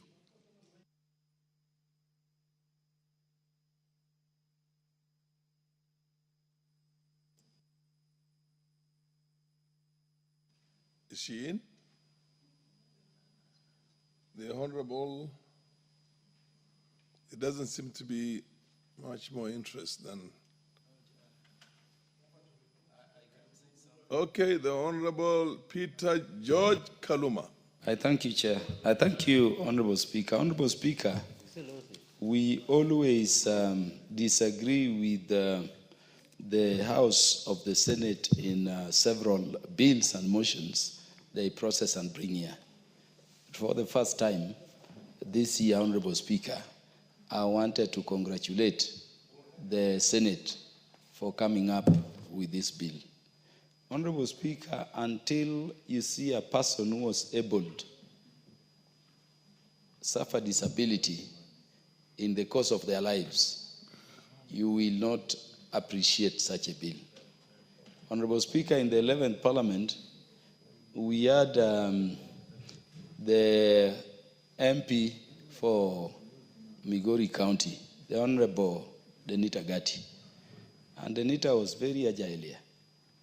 When she suffered a road accident, and then there was another road accident, and suffered disability, was treated. A person who was very agile came back before us here on a wheelchair, Honorable Speaker. I had even difficulties approaching her. But what she told me is that we who are enabled differently by God take a lot for granted. She told me she never knew a time would come when even just going to a restroom, you have to first resolve in your mind whether it should be another person helping you. She told me she never knew that even dressing her clothes, number one, the clothes have to change. Number two, it takes another person to assist you. So this is very important. Soon thereafter, Honorable Speaker, my own personal assistant was a guy who was more intelligent than me. Honorable Ojwang was telling you, a guy called Honorable Mr. Kakach. And I took a guy who had done masters in economics as my personal assistant. Suffered an accident on Limuru Road here. And in that accident, his entire right arm went. And when I saw even something like signing a check, the gentleman had to learn afresh using the left hand. All the documents have to change. The life has to change from a person who was helping others to helping. Then I realized, Honorable Speaker, that it is important we think about these people.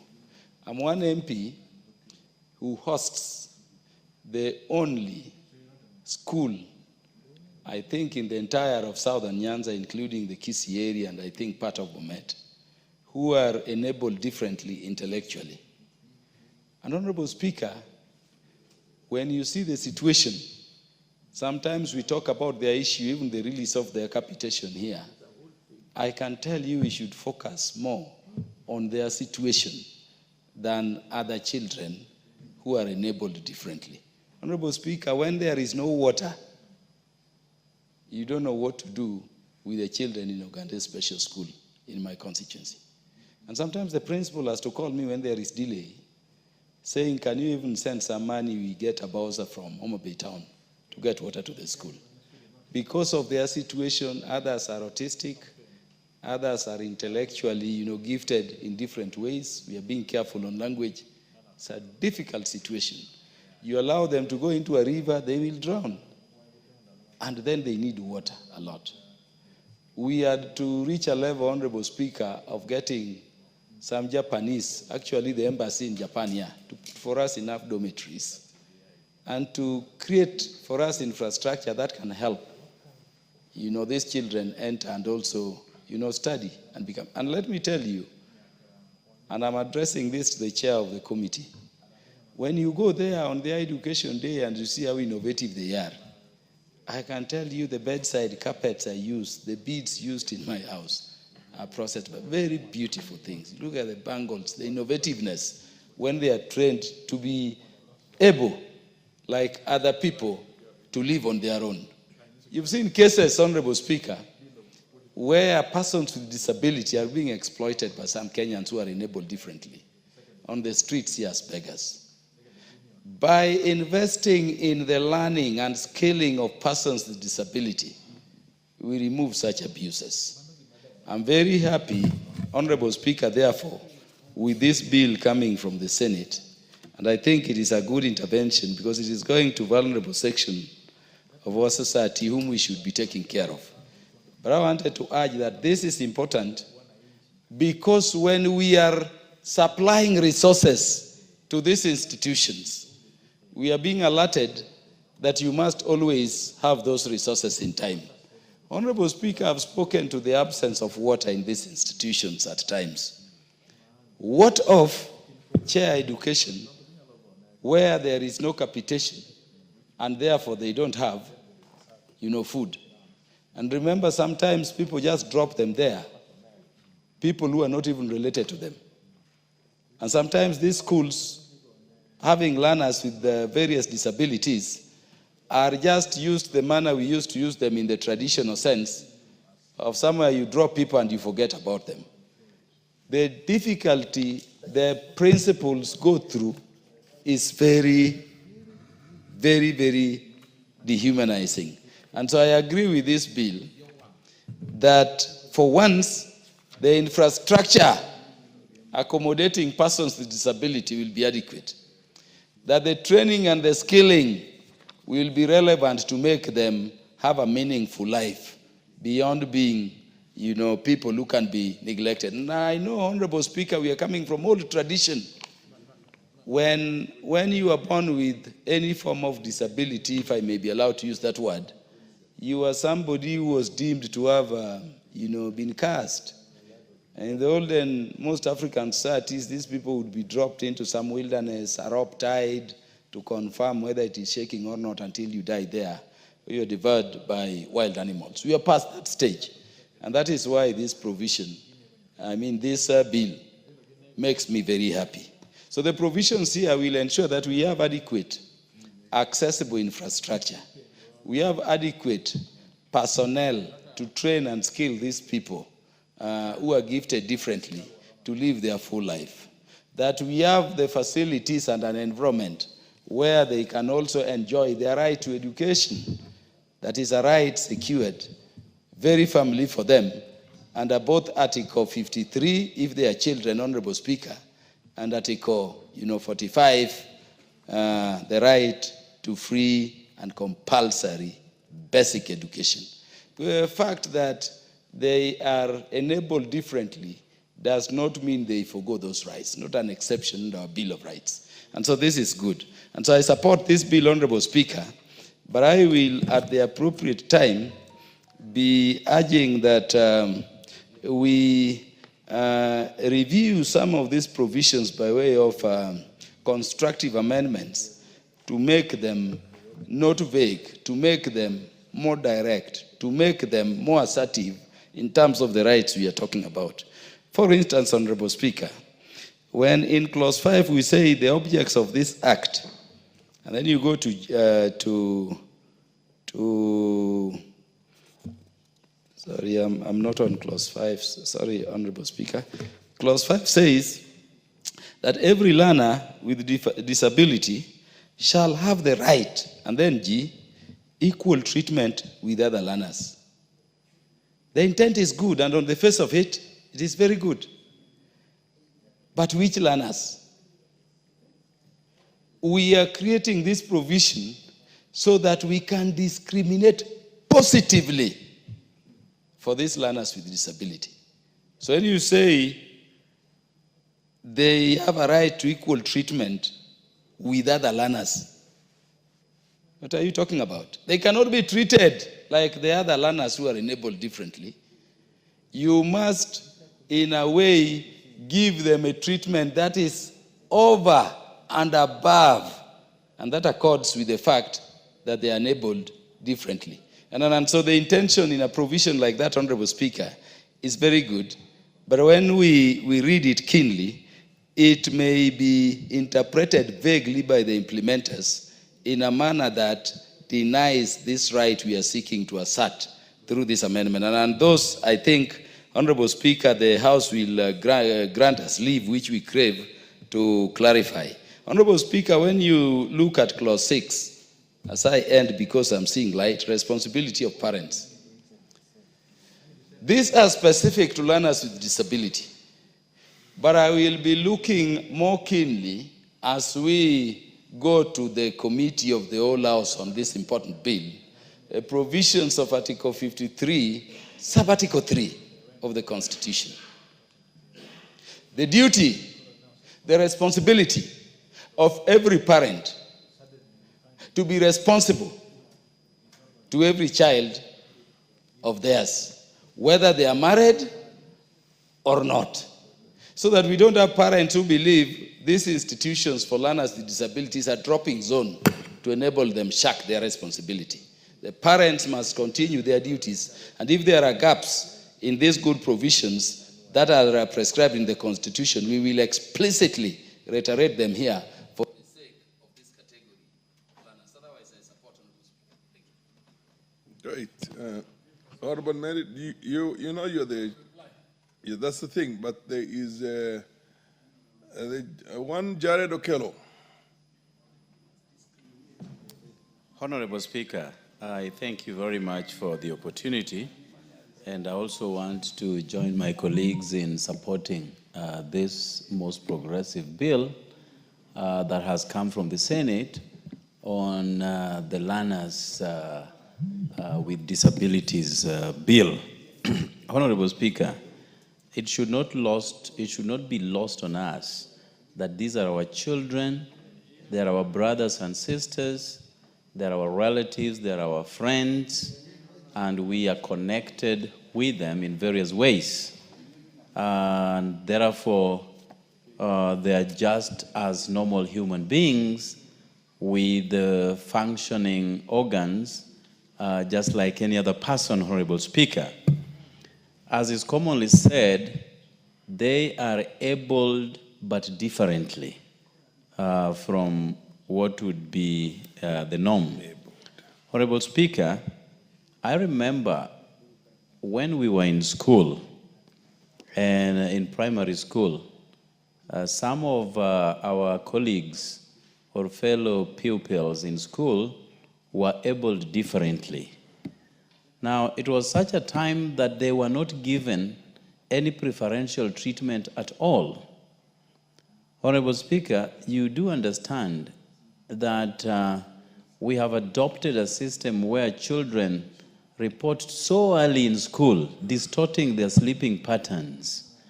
We could report to school at 5 in the morning and leave school at 7 in the evening. And people were treated so equally that if you reported to school later than 5, you were subjected to lots of strokes of the cane, Honorable Speaker, as a punishment. And even those who were able differently were not escaping the wrath of teachers, just because teachers do not understand the challenges that they have to access schools and to be able to undertake their lessons just like everybody else, Honorable Speaker. And this is something that we have to relook into as a country, Honorable Speaker. If you go to America, schools begin at 7:30 in the morning, whether it is primary or secondary schools, and they are done at 2:30. And every activity beyond 2:30 is an extracurricular activity, where they play, they do sports, and any other recreational activity, and not the core curriculum, Honorable Speaker. Now, this craziness that we have in Africa, that you take a whole day learning, like book learning, Honorable Speaker, and therefore we channel out people who are book smart, but do not know how to interact with the community, Honorable Speaker. This is something that we have to step back and relook into, because life is not just about academics. Life has lots of facets that can still make us somebody be successful. And this is something that we have to relook into, especially when considering people who are able differently. Honorable Speaker, we do understand that accessibility to various places that they intend to visit or go to has been a big problem. Even in our schools, you still go to many schools where children are able differently without ramps. They have, in other places, as part of the laws, that ramps must be provided for. All the buildings must be fitted with equipment and other facilities that are proactive to people who are able differently, Honorable Speaker. This is something that we must as a country also emulate. If you go to developed countries and people board buses, they have those buses lowering themselves. I don't know how it works, but they will come further down when stopped so that everybody can get in, including those with bikes that are meant for people with disabilities. And then the bus will lift itself and continue with the journey. These are things that we need to embrace as a community, because disability is not unique to a particular country. It is humankind, and it transcends nations, Honorable Speaker. We need to have reclining seats for those who are able differently, so that a level of comfort can be provided to them, Honorable Speaker. But even as we do that, I do take cognizance of what our Constitution states, that in giving people employment, you must consider the youth, the women, and people with disabilities. But we still have employers who are very hesitant to give opportunities to people who are able differently. Yet, they can as well deliver those services, probably better than people they think are normal in nature, Honorable Speaker. And therefore, we must as a country pay credence to our constitutional standing, that we do not discredit any person who is able differently in places of work, Honorable Speaker. It has to be the norm to provide interpretation of sign language, Honorable Speaker. You have people who do not hear, they're deaf, in a crowd, and people are speaking and they are present, but no one bothers about them. And therefore, they cannot follow, the thread of discussions. So I think we also need to infuse more stringent rules that accommodate people of this nature, Honorable Speaker. We, as I've said about giving employment, Honorable Speaker, even teachers who teach in various institutions with people who are able differently, they have to also be included, Honorable Speaker, so that you have a teacher who connects with these people because they suffer the same fate. But you have people who have absolutely no knowledge about disabilities, given the task to teach them and to guide them in various ways over problems that they do not properly understand, Honorable Speaker. So going forward as a nation, even though we have come up with a very progressive bill, we need to go further and make sure that the implementation of proposals, together with many others that members of parliament will going forward be introducing, even in the amendments that we intend to put in place, are implemented. Otherwise, it will just be empty talk. They continue to suffer at the hands of those who do not understand them, and life continues. That should not be the case, Honorable Speaker. They are people who belong to our society. We have to embrace them the way they are, with disabilities notwithstanding. And I thank you, Honorable Speaker. I support. There doesn't seem to be. Fatma, you can proceed, yeah. Thank you, Honorable Speaker, for giving me the opportunity. I stand here to support the Senate bill on Learners with Disability Bill 2023. Mr. Speaker, in my county, we have a school called Kuja for the Deaf. Kuja for the Deaf is a school that has both disabled differently, actually, but unfortunately, the basic need, an example is sanitary pad, that this school cannot even access sanitary pad for the girls that are learning there. This is a very good bill, but I hope we will not pass this bill and throw it to the shelves and that marks the end of it. Because there are basic needs that these pupils do need, these boys and girls do need. I've seen in the bill that it has been indicated that they should be offered physical therapy. But how about psychological therapy? Because there are some of these little boys and girls who were not born with this disability, and as days goes by, an incident or an accident, they end up in this position, and they're not able to cope with it. So if we don't give them psychological help, then also this would also hinder their education and even hinder their way of life. Even the parents who gave birth to these children, at one point the government should consider them by giving them psychological help. Even the teachers who do look after these children, some of these children, depending on the situation of the child, some are wild, some are not very peaceful. And so the teacher gets stressed end of the day, gets overworked end of the day. The teacher needs psychological support too. Most of these children, Mr. Speaker, are the children that mostly are sexually abused.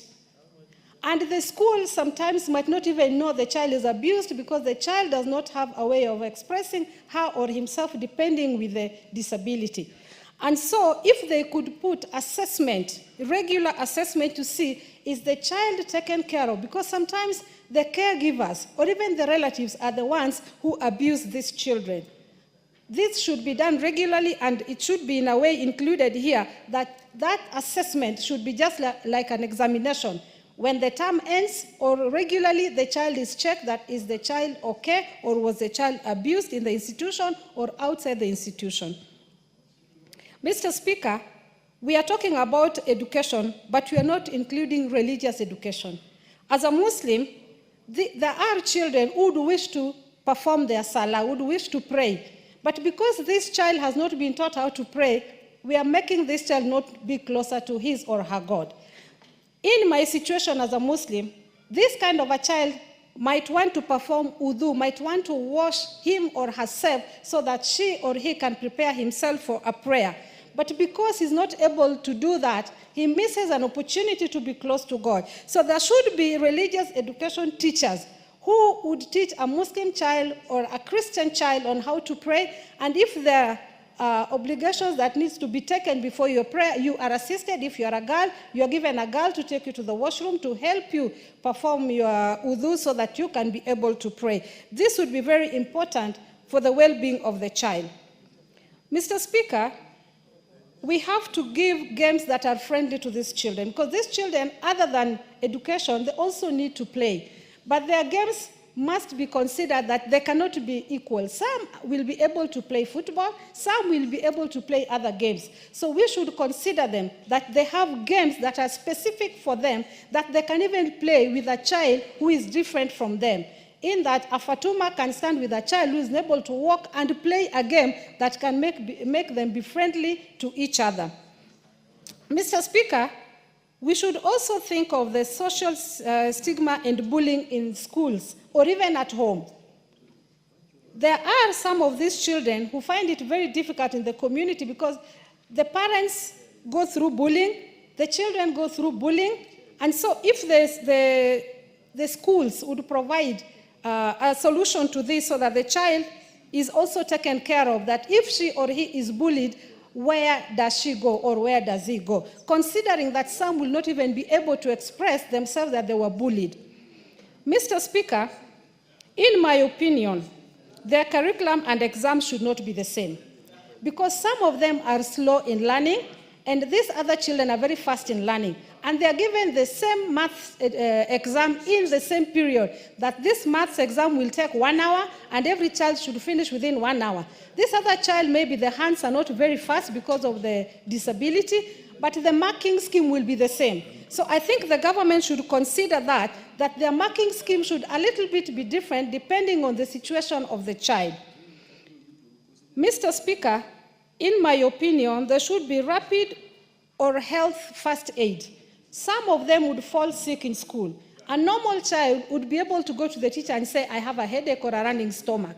And so she or he, the parent will be called to come for he or her, or be told, you can just go home and your mommy will take you to the hospital. How about a child who is not able to wheel himself or herself to the hospital or to school? There should be a small facility that can cater for their first aid. Mr. Speaker, paragraph 17 has spoken about responsibility of Special Needs Education Advisory Board to establish and maintain a register of special service providers qualified to provide services to learners with disability. Where does this leave the parent? Because there are so many parents who hide their children so that they are not seen, believing that maybe it's a problem within the family or the community, and so you hide your children at home. So the education officer who wants to take record of the children in the county or in the country or in the constituency or in the community who are disabled, these officers are not able to know how many households have children living with disability. So there should be very strict adherence to this rule, that if you are found hiding your child and not reporting that you have a child with this condition, disability. So there should be very strict adherence to this rule, that if you are found hiding your child and not reporting that you have a child with this condition, then you should be taken to court and jailed, because you are denying this child an opportunity to get education, an opportunity to interact with other children, an opportunity to live, an opportunity to get all what other children are getting. So parents should be the government should be very strict on parents, that if you don't give notification of such a child, whether at birth or later, an accident or an incident, then you will be charged in court and jailed, or whatever way that it will happen, but they should be held responsible if they happen to hide their children. I stand here to confirm that I do support this bill. It's a good bill, and I congratulate Senate for bringing such a good bill. May Allah bless all these children and their parents who are not able to live the way other children are living. Thank you. Fatma Masito. Is that County Rep for Kwale? Thank you, Mr. Speaker.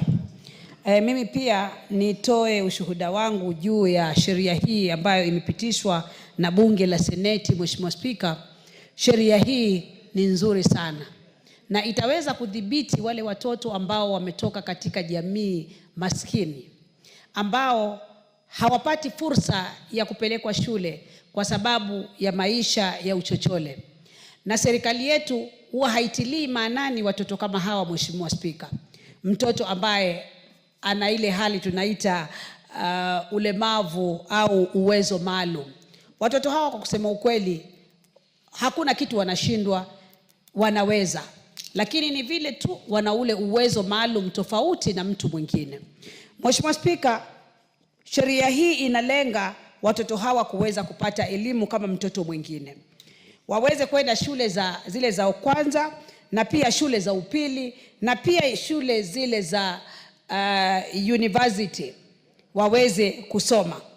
Na pia elimu yao, Mheshimiwa Spika, iwe bure. Hili ni jambo la kutia moyo sana. Na pia katika yale mashule ambayo wanasoma, serikali ihakikishe wamepata vifaa maalumu vya kuweza kutumia ili wao waweze kupata elimu vizuri.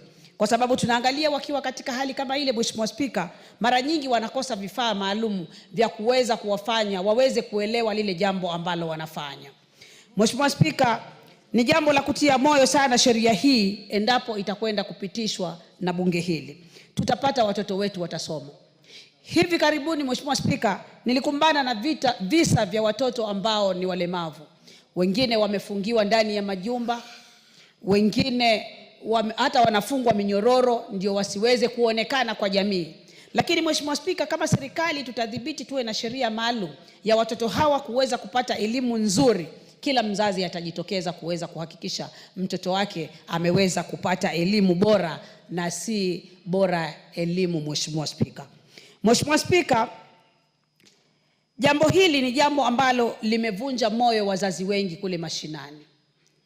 Wanaona watoto wale wenye ulemavu ni kama laana fulani kutoka kwa jamii. Lakini si laana, isipokuwa ni uwezo maalum. Sisi Waislamu tunaamini ni maumbile na pia ni uwezo wa Mwenyezi Mungu. Yule aliyekutoa wewe mzima ndio aliyomtoa yule akawa na mapungufu kiasi, lakini hatutaki kusema ni mapungufu kwa sababu ni mpango wa Mwenyezi Mungu. Mheshimiwa Spika, pia sheria hii inaashiria kuwa counties au serikali za wilaya pamoja na serikali za kitaifa ziweze kushirikiana kwa pamoja kuweza kuhakikisha jambo hili litaweza kufanyika, Mheshimiwa Spika, kwa njia nzuri.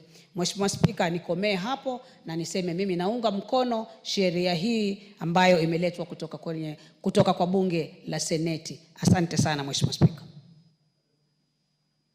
Kwa vile sioni mheshimiwa mwingine ambaye anataka kuchangia, nitamwalika mwenyekiti komiti ya elimu afanye kujibu, ama the right of reply. The reply. Thank you. Reply. Thank you, Honorable Speaker. Honorable Speaker, I rise to apply, and I want first of all to thank the members. Yeah. The members have spoken it out, that this is a very important bill. And I want to say that this bill first originated in this House in the last Parliament. It lapsed when Parliament went on recess or Sindai, and finally it has resurfaced in the Senate. I want to say that this is a very important bill. It's a bill that is actually trying to enable the disabled or children who are enabled differently to undergo their education with less difficulties. Honorable Speaker, you'll realize that this bill, apart from trying to cure infrastructural problems in schools, learning challenges that learners who are enabled differently go through, this bill is trying to make education of the disabled or children who are enabled differently be seamless, be very smooth, and to have less issues. It goes on to address even learning centers where the young, those who are what we call the daycare, various forms of disabilities are with our children. And these children, they are our brothers, they are our sisters, they are our children in our homes. It looks at all manner of disabilities amongst children. And I want to thank members because they even contributed and made proposals on how to make this bill even better, to ensure that learners across this country are actually assisted and be able to go through their education without a problem. Honorable Speaker, learners with disabilities or people who are enabled differently, if you look historically, the founder of the, what do you call the Braille writing, Helen Keller. Helen Keller was an individual who in 1880s was born deaf and blind.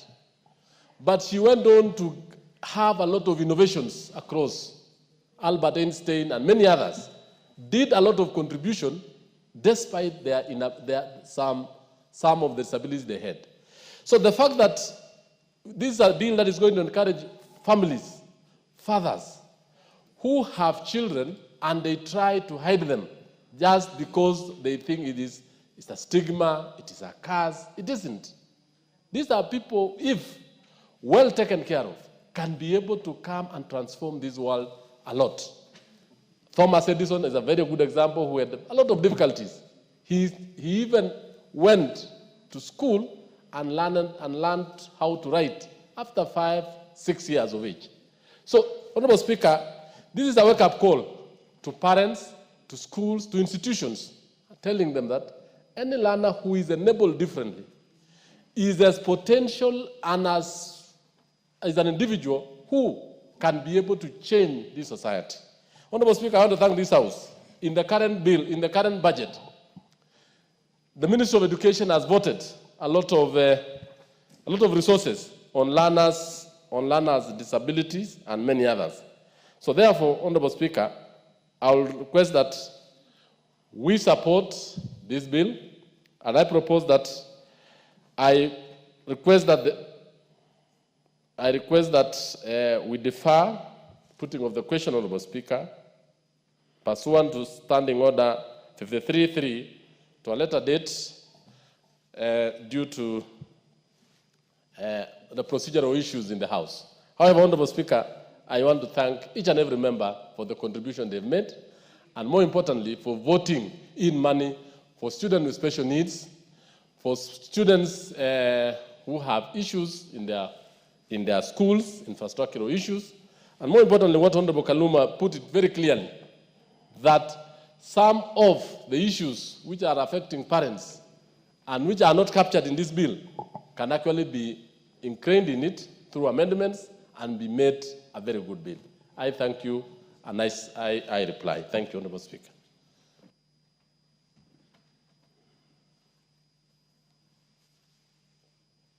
Honorable members, you have been previously communicated on the reordering of the business. Looks like we just have only a minute to go to the adjournment of the House, but I now call on the next order, which is order number 16. Order number 16. A point of order, Honorable Speaker. What's the point of order, Honorable? Yeah, Honorable Speaker, you've not given directions on the motion, the order we have transacted. Oh, yes. In terms of the question being either put now or in the future. Honorable members, as for the question for this order, the Learners with the Disabilities Bill, Senate Bill number 4 of 2023, the question will be put at an appropriate time in the future. Thank you, Honorable Kaluma. Now, next order. Order number 16, the National Cohesion and Integration Bill, National Assembly Bill number 74 of 2023, second reading. Where is the mover of the bill? Do we have the committee, the chair of the committee in the House to move this bill? We don't have. That's the chair, Committee on National Cohesion and Equal Opportunity. Okay, we will go for reordering, but I think we have reached the time for adjournment for the House. Oh. Thank you for the correction. Thank you. Yeah, we will have to reorder this, and I'll call upon now order number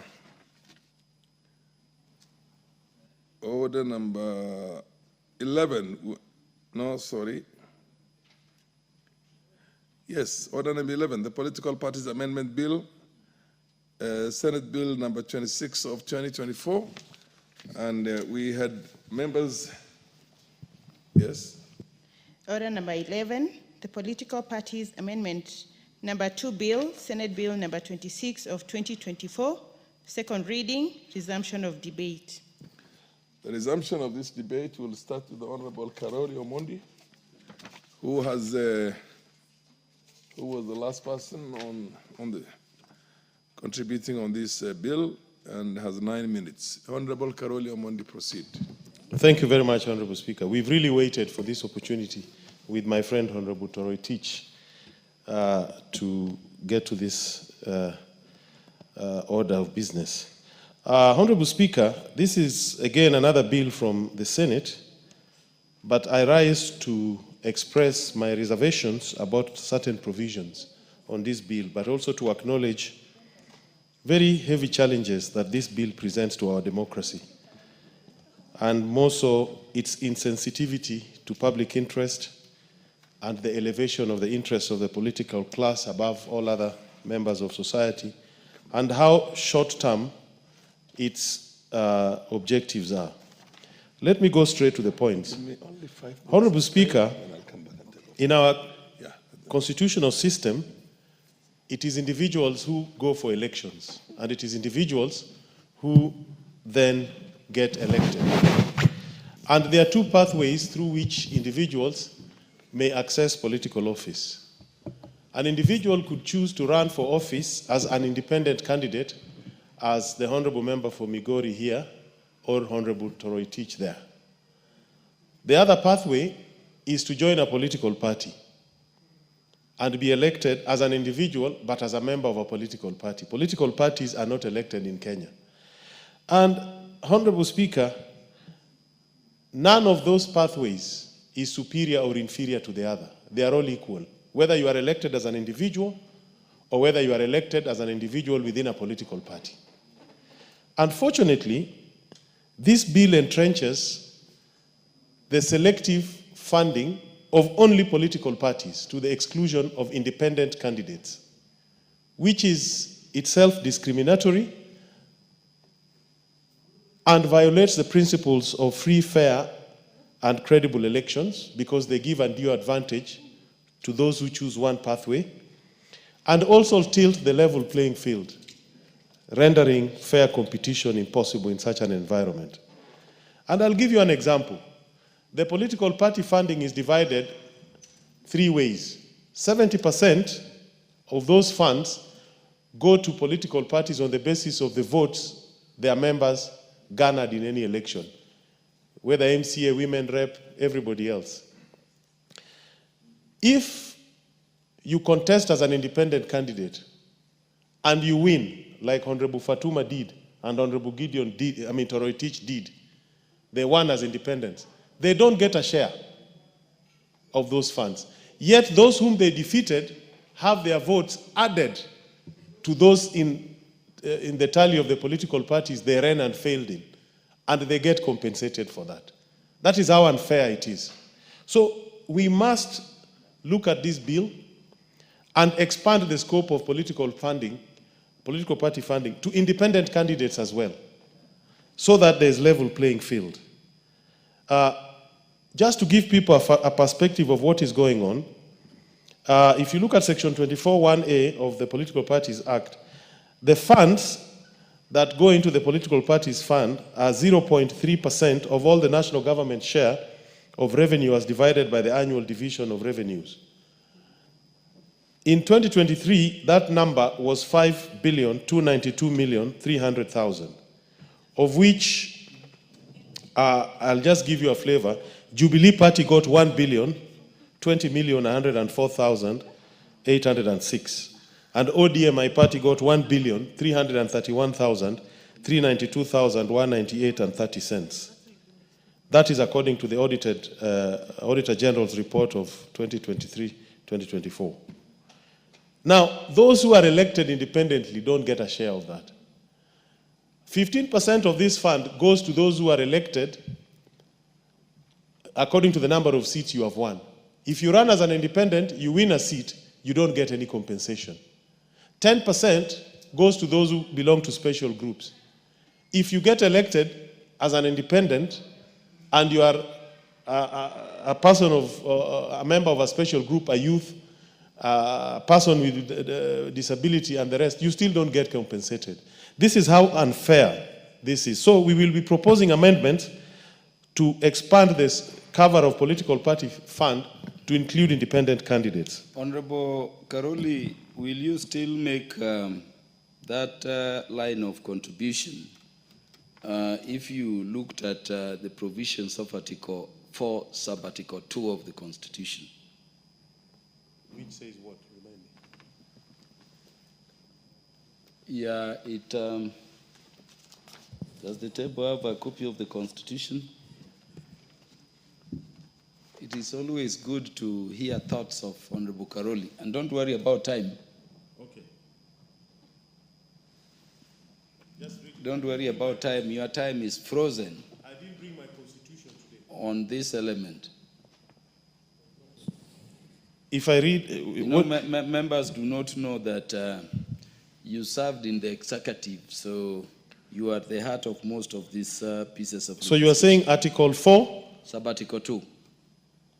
Your proposal that independent candidates and members be funded separate from political parties, how does it sit with that provision? The Republic of Kenya shall be a multi-party democratic state founded on the national values and principles of governance referred to in Article 10. Correct? That's what it says. And Article 10 talks about our national values. Yes? Among others, patriotism, national unity, sharing, devolution, rule of law, democracy, participation of the people, which includes independent candidates, non-discrimination, which is what I'm talking about, protection of the marginalized, what is what I'm talking about, by excluding independent candidates, human dignity, equity, social justice, inclusiveness. That is what I'm talking about, Honorable Speaker. No, I'm giving life to good governance. The point I'm making is in the first line only. The first line says, of the Republic of Kenya shall be a multi-party democratic state. Thank you. The interpretation of that particular clause, Honorable Speaker, is what I've given, that there are two pathways to elective office in the Republic of Kenya. Multipartism does not mean multiplicity of party. It means multiplicity of options to contest for elections and win or lose. I would like the departing Honorable Speaker to pay attention. He's hearing whatever he's. We have a serious the Speaker is omnipresent. Yeah. No, only God is omnipresent. Okay. Thank you, Honorable Speaker. Multipartism, what I'm trying to clarify is multipartism does not simply imply multiplicity of parties, but it implies multiplicity of pathways to elective office. That is multipartism. It is not about the number of parties. You have a pathway as an individual, and in Kenya, as I've said, individuals are the ones who are elected, not parties. And an individual can be elected through association with others in a political party or by standing alone as an independent candidate. That is what multipartism is. Mr. Speaker, I think that was meant to derail me, but let me continue now. The second very serious area of concern in this bill is the proposed establishment of a commission to manage political party funds. They are proposing that we create a commission of 5 persons who will serve on the same terms as members of other independent commissions to manage political parties' fund. I know it is a large sum of money, as I've given the breakdown. But let's look at what is happening in other sectors. Honorable Speaker, we only have, as of 25th March 2025, we only have 91 registered political parties. Today in Kenya, we have the Registrar of Societies, which regulates both cooperatives and churches. There are 82,000 churches and cooperatives that have been registered. We have an Office of Registrar of Persons dealing with births and deaths for 57,443,180 Kenyans. Mr. Speaker, we have Registrar of Lands, Registrar of Lands is administering 12 million titles, 788,311. We have Registrar of Marriages. Registrar of Marriages is administering 1,607,000 marriages, 237. Then we also have Registrar of Companies and Business Names, administering 1.5 million companies, 847,000 business names, and 299 trusts. What is so special about political class that they need a commission to oversee the management of political parties? I would ask for more time, as I was guaranteed by the Speaker. Yeah. This is an example of the political class abusing its own power. If the issue is how to manage the fair distribution of political party funds, then we should have an advisory council, and we will be moving amendments to that effect. That the Law Society nominates a lawyer to that council, the Institute of Certified Public Accountants nominate a member, and the Institute of Chartered Arbitrators. So we have 3 specialized people who are independent, who can arbitrate. And we will also be further moving amendments.